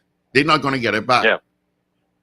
So I think that is something that needs to be looked at, because even when I buy wholesale, I cannot pay with my credit card. I have to pay either cash or check. Well, I mean, credit cards are convenient. You have different forms of payment methods in Trinidad and Tobago, right? So that's when I say the education. So a credit card is one mechanism in terms of doing things, right? But now you realize, even across the pandemic, you saw a rise, particularly for what I call the entrepreneurs, when everybody was locked down at home and people started to throw up little small businesses to support their family, whether they're selling food or they're selling clothes. what you saw start to happen was everybody was saying, send me an online banking transfer.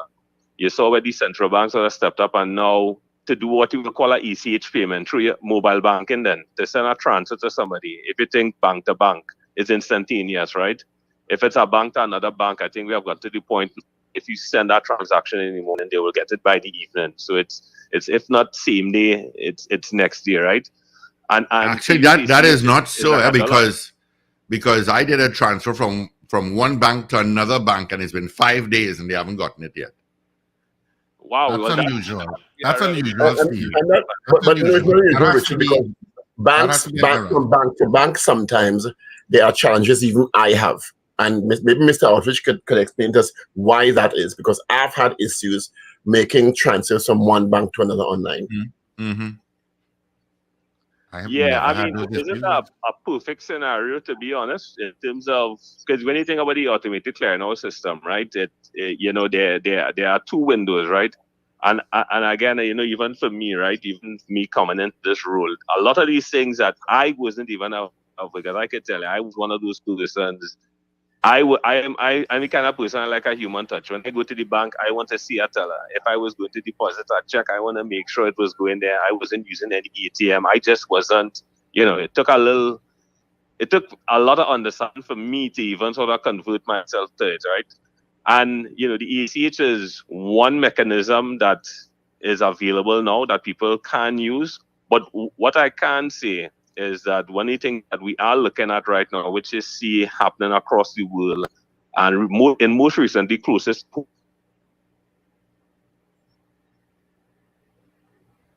Did he cut off? Hold on. It's trying to reconnect? Yes. It is. Oh, it's trying to reconnect. It's reconnecting. That's not, we should get him back quickly. But yeah, I find that so odd. Usually if I do same bank transfers, I get it pretty much instantly. Same bank is the same thing, but once you go from one bank to another bank. It's been 5 days. I have not had the issue that you'll have. I've had that issue. And I have done it to other banks in the system, and it always works. Same day. Yeah. Same day if you do it before 12 noon. After 12 noon, they get it the following working day. I know it's at T. Hey, sorry, I think my Wi-Fi dropped there. You guys hear me? We got you back again, yes. Yeah. I'm just with TT Wi-Fi. We're going to have you back another time. But in closing, is there a timeline and what we can expect in the country in terms of the evolution of the digital cash system for the next couple of years? Yeah, sure. So we at TTIC, we have our aggressive agenda that we are starting to sort of going to begin to roll out. Start the planning phase, I would say, in September in terms of developing what we will call our roadmap to address this financial inclusion. Now that we have a sense where some of the barriers and challenges are in terms of promoting that, as well as kind of rolling out some public awareness and education campaigns, and in tandem with that, looking at what I might call sort of accelerating some of these different solutions that could give you what I would call low-cost fees to do transactions, faster turnarounds via the fintech community. So this is something that we'll definitely be continuing to push with the media, because as I said, one of the gaps is that from a government standpoint, we have to do more in terms of educating the population. I don't think the banks could do themselves, the credit unions could do themselves. There's just so much things to package, and I think simplifying the communication is key. The removing the jargons and relating it to use cases where people can understand. These are some of the things we expect to be rolling out coming within this year in terms of moving forward. Now that we have an understanding. I know we are about to end the interview, but I wanted to ask you one final question. The issue of the EU and the blacklisting of several Caribbean countries, including Trinidad and Tobago, how is that affecting us? And are we trying to make moves to get off that blacklist? Well, I mean, the EU situation is a complex one, right? I mean, obviously, high usage of cash also contributes to that, right? Because, when you have that, there's that, the whole support of the shadow economy, right? I mean, doing this this program or this initiative to reduce the amount of cash is definitely a step in the right direction, right? While you have different complications on that, but it's very, very important for us, because I think the whole balancing act, particularly when it comes to even getting people within the formal economy through the financial sector, is, I think that also plays a huge risk with the Caribbean as a whole, with the correspondent banking relationships. So when they look at it, we don't really have much. And we don't want to end up like Belize, for example, who lost all the correspondent banking relationships. And, that creates a huge amount of problem. All right. Mr. Aldridge, thank you for being with us. When you come back, we would love to have you in studio. Or on sure. our Wi-Fi in Trinidad and Tobago, which seems a little... Yeah. All right. We appreciate you updating us, because I think this is the area that we need more public awareness on. Thanks a lot. Be safe. Okay. Take care. All right. Take care. So that was Mr. John Aldridge, who is the CEO of the International Financial Center Trinidad Tobago, talking about the evolution of the financial services sector online in Trinidad Tobago. We're standing by for Senator Lawrence Hislop. He is from Tobago.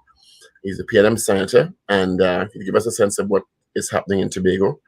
I know his colleagues, Ministers Kojo and Webster Roy, commented on the CAL situation yesterday, and certainly he would have a perspective of what's happening on the ground in Tobago. We're trying to get on to somebody from the Tobago People's Party, but have not been able to achieve that contact as yet. Or Mr. Augustine. So anyone who can give us a sense of, or put a link for us, we'd be happy to accommodate him at his convenience. Let's put it that way. To talk about his perspective on the way forward for Tobago and how all these issues are affecting Tobago. As we stand by for Senator Hislop to join us. Morning, Senator Hislop. Morning, Senator Richards. How are you doing? How are you? Are you able to turn on your camera? Let me see if I could do that. We good? Right, there we go. Right. Thanks for joining us this morning. First time on the show. Yes, indeed. Morning, Steve. Morning, Richard. Good to be with you all this morning. All right. Well, your colleagues had a press conference yesterday, Ministers Kojo and Webster Roy. What's the scenario in Tobago from your feedback in terms of flights on the air bridge returning? We spoke to Dion Legault earlier on, who told us that it has been normalized. Is that your experience or feedback? Well, yes. As of yesterday, things seem to have settled down, because I had some friends who actually came in from North America this morning, very early this morning, and they were there was actually space on the, I think it was the first flight this morning out of Piarco, which means that things have started to normalize. They got on board and they are presently in Tobago as we speak. We had a question earlier in the week about, and I know, to my knowledge, there's nothing prohibiting other airline companies from flying the route. The THA, through its tourism division, was in the past subsidizing Virgin, but they put it at release and stopped that because it was not commercially viable. CAL is subsidized on the route. And our question earlier in the week was, should other airlines be invited or overtures made to have other airlines on that route to bolster CAL's service? What do you think about that? Are we talking about the domestic route, right? The domestic route, yeah.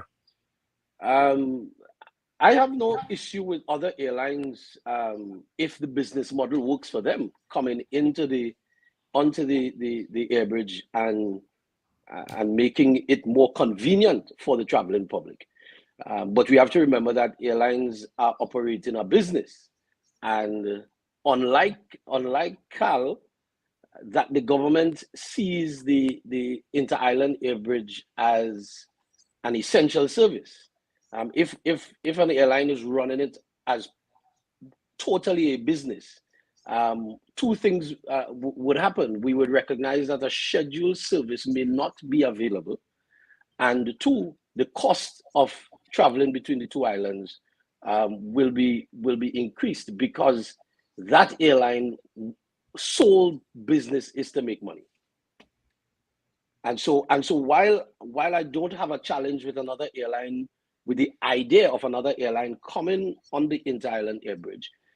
If it makes business sense for them, then all well. Do you think Kyle is adequately serving the needs of the air bridge presently?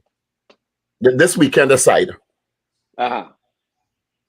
This weekend aside, yeah. I would say off the bat, no. But you will never get 100% satisfaction in terms of the service that the consumer may want. Our desire is to see additional flights, especially around peak time. So I would say off the bat, no, they're not adequately servicing the air bridge as we would like, but we also have to understand that there are significant constraints where that is concerned. So let's move off Carl now. What about the Sea Bridge? No, well, I would say the Sea Bridge is an efficient service. The Sea Bridge has been dealt with effectively by the government. If we remember, the Prime Minister championed the cause of having 2 brand new fast ferries. We actually have a surplus of seats on the Sea Bridge, and then if we get to the point, hopefully very soon, that the TNT Spirit is brought back into service, then you have 4 ferries, 3 fast ferries, and regular speed passenger ferry in the Galleons Passage on the inter-island ferry service. So when we talk about the inter-island ferry service from where it was, let's say 10 years ago, to where it is now, it's an efficient service. The ferries run on time. The service is impeccable as well from the staff on the inter-island ferry system. So when it comes to the inter-island ferry, I think the Port Authority is doing an extremely good job on the inter-island ferry service. So let's also talk about now politics in Tobago. The Tobago People's Party, I think that's the name of it, Mr. Augustine and his team are entrenched, I would say, soundly so, in the assembly. There have been some issues in the last couple of years. The 2 seats in Tobago are considered by many king or queen maker on the national scale.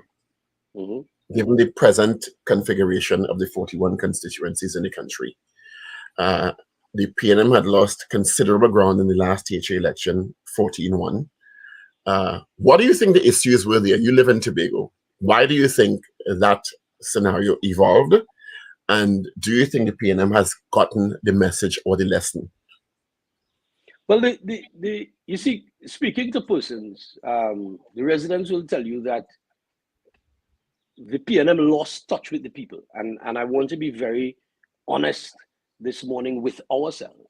We have to be honest with ourselves if we're looking to rebuild. The people are saying that we lost touch with them.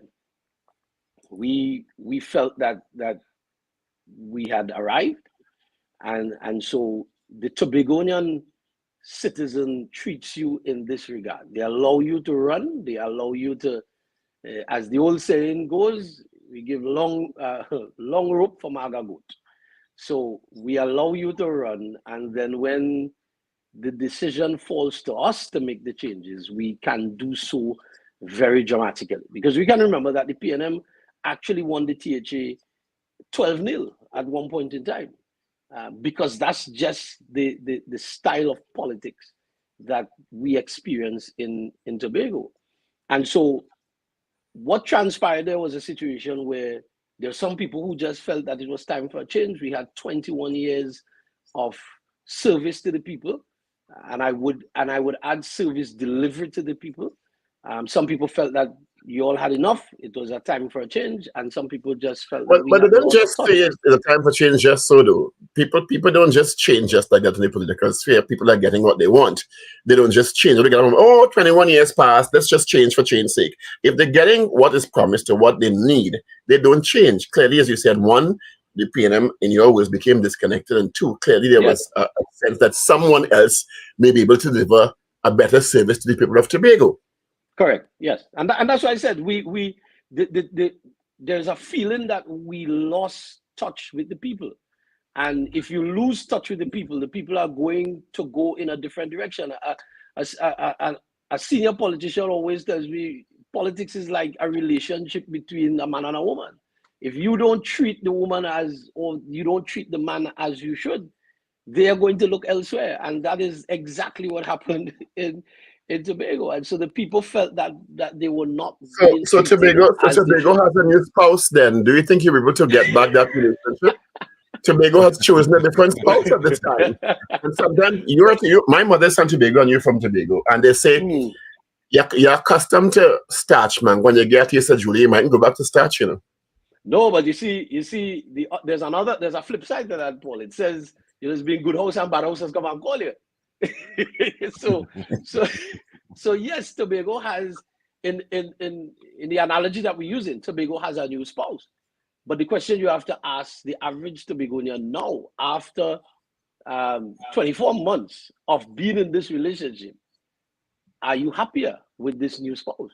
Has this new spouse lived up to the billing that they because you know how the outside man may be sweeter in talk, but when you go, and let me use another colloquial term, come see me and come live with me, two different things. Yeah. So that's the question we have to ask the Tobagonian now. Are you happier with this new spouse that you have? And I could tell you there is significant grumbling taking place on the island with what is taking place in terms of governance. But has the PNM taken enough stock and reassessed its position in terms of being able to be that spouse that Tobago wants, given the evolution in the last 24 months or so? Because it's not just about going back to what you may have become accustomed to. I guess Tobagonians will have to have a sense that, well, the PNM, a reformed PNM, so to speak, is now, given what's happening in the last 24 months, able to offer more than even what Mr. Fadi and Mr. Augustine and his team are promising. They've also done some evolution themselves from the PDP. Yes. So it's not what happened 24 months ago. So we have to also take that into consideration. Is Tobagonians have a choice to make now, and what is presented on either side or many sides, because you have Dr. Soyafat, Angus, and other entities in the fray too. Tobago is now in an interesting position. Let me put it that way. Yeah, and you're correct. But let me also remind the persons that we have had 3 different administrations within the last 24 months in Tobago, because the people voted for the PDP.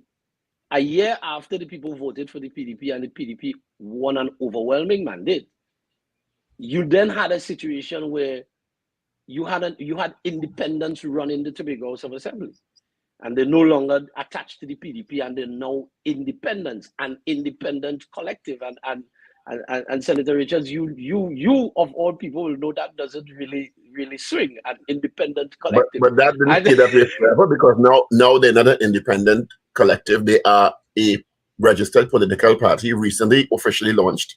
And if there was a legal challenge to them sitting in the assembly in that position, it would have been raised, I'm sure. So they didn't break the law. Right, and I'm not saying that they broke the law. All we're saying is that Tobago faced an unprecedented situation where you have 3 administrations governing the island with only 1 election, because you had one that was elected, you had independents, and now you have a new party. So based on the THA Act, they may not have broken the law, but how does that sit with the population? And that's the question. From an ethical standpoint, how does that sit with the population?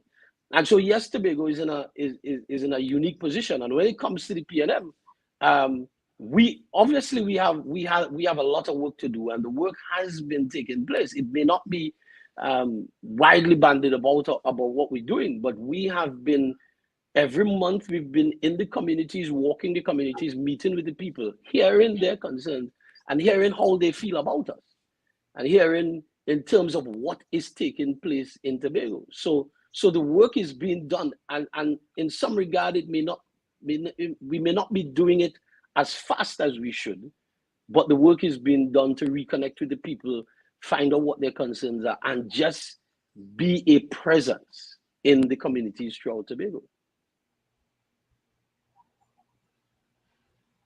I'm pausing for Richard to ask a question.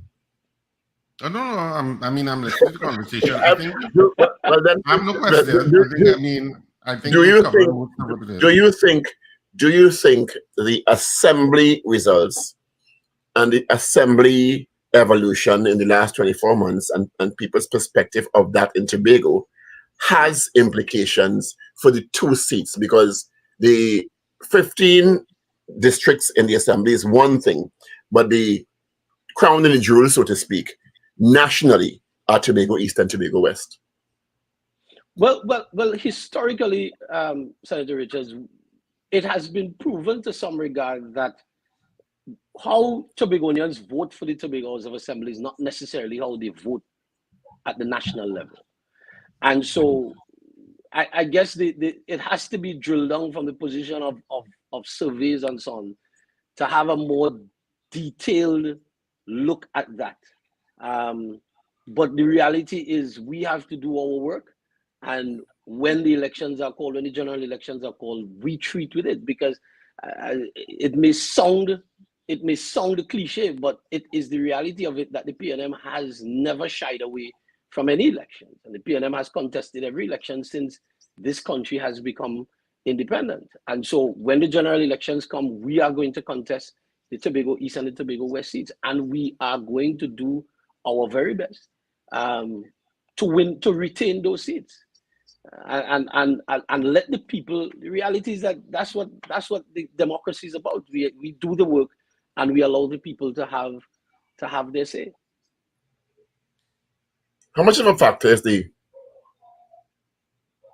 gap, the chasm between central government presently vis-a-vis the Prime Minister and the Chief Secretary of the Tobago House of Assembly, Mr. Augustine? To me, it's significant. To me, it's worrying that we have a situation where our chief, and you know, I want to say it from this standpoint. The Chief Secretary and the TPP has said that we are at war. And the Secretary for Infrastructure even called the TTPS a foreign military force. And those things are very concerning to me, not only to me, but I'm sure to the wider population. And we have to ask our questions: who are we? Who is this administration at war with? Because what we found very interesting is that on one week you are calling for war, you're saying we are at war, and then on the other week you're asking this foreign force, this invading force, the force that you're at war with, to put on more flights on the air bridge. And so if you're at war with somebody, you don't want a closer relationship with them. You want to stay away from them.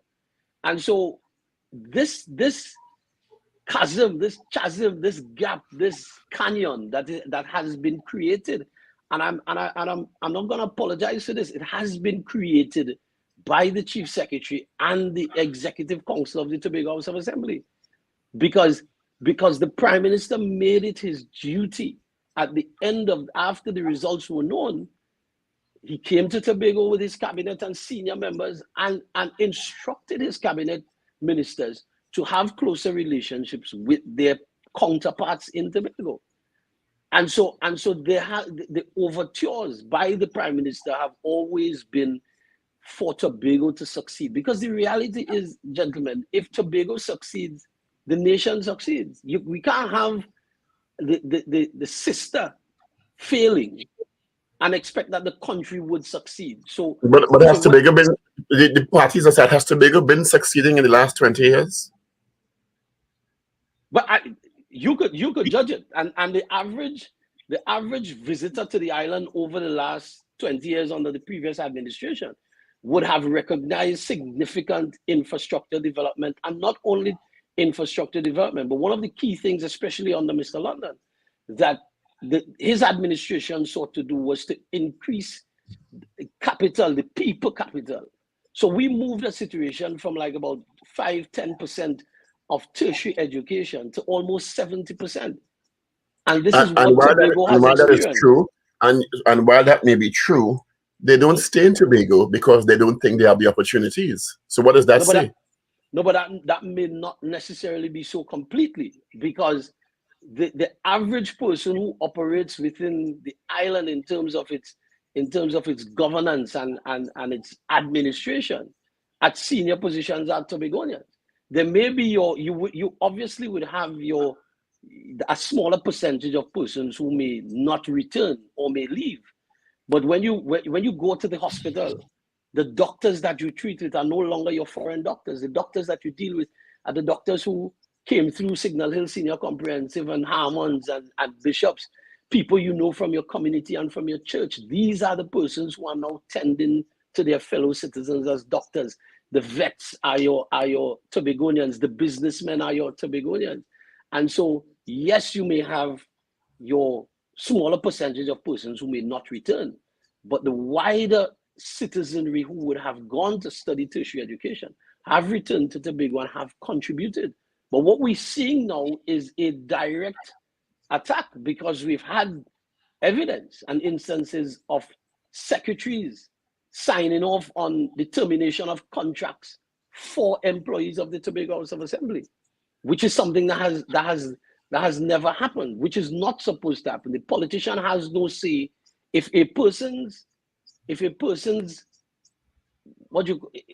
at the end of your contract, your assessment says that you're doing a good job, the HR says to re-engage, the administrator says to re-engage the person, then the politician has no right to say, engage for 1 month, engage for 1 year, and then engage no longer.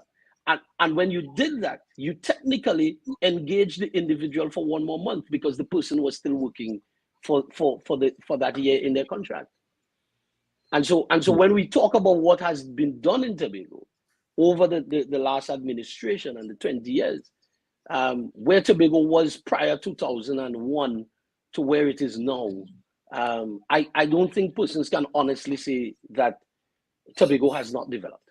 Well, in closing, I would have said I've interviewed so many stakeholders in Tobago over the last 15 or so years, and while there may have been progress, there has been still lamentation, no matter who is holding the reins of the assembly, as to the development of a formidable competitive tourism product on one hand, right, agriculture or any sort of diversified economic development in Tobago, and that has remained a challenge in terms of Tobago not being second tier, if I can use that term, to Trinidad in terms of the rate of development. Let me call it the rate of development.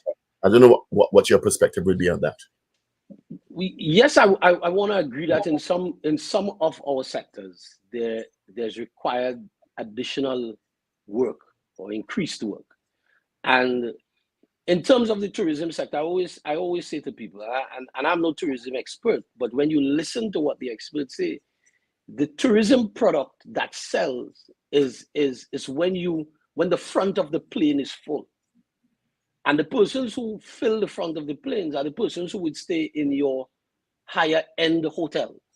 And one of the challenges Tobago has always had over the years is higher end room stock. There is always room for the village tourism and for the lower end tourism.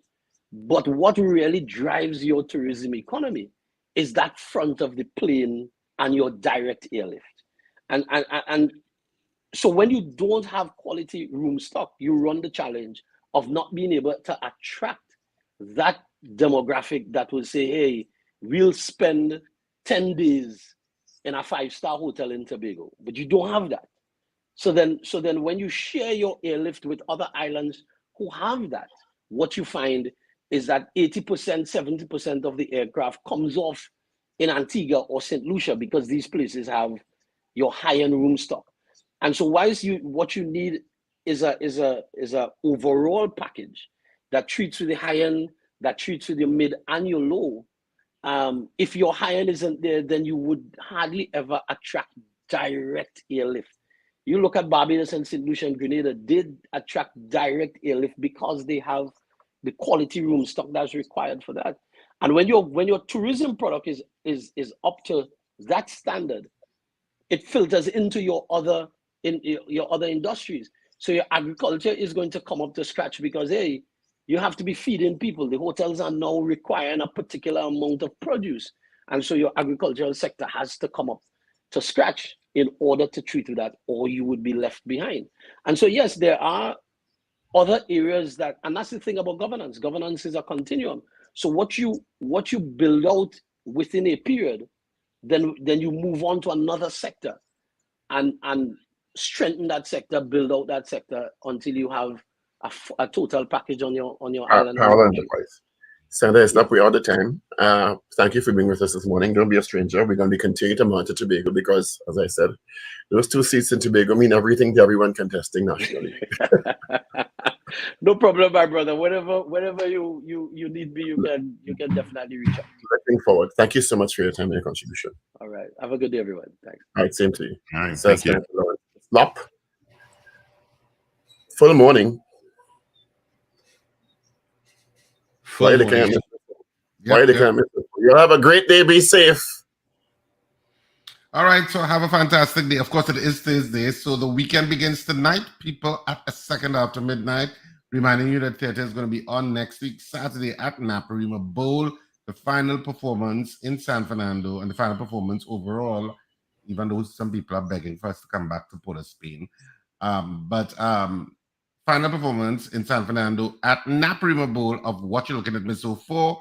Of course, tickets will be available certainly by tomorrow morning, if not today, at all the usual outlets, Key Squared Fashion, C3, and Gulf City, Fence of Marabella by the Roundabout, and Brentwood Mall at Creme Fresh in Chagonas. And of course, the box office at Naparima Bowl opens next week. Have a fantastic day, whatever you do. Speak to you bright and early tomorrow morning. All right. Thank you, gentlemen. Chat with you guys tomorrow morning, as Richard said. Of course, we'll continue. I do have a rebroadcast of Karen Nunez Teixeira's interview from Monday coming up after our Kiss Power Choice. But right now, let's get into our 8 o'clock news brief. A bit late, but they always say better late than never. This is your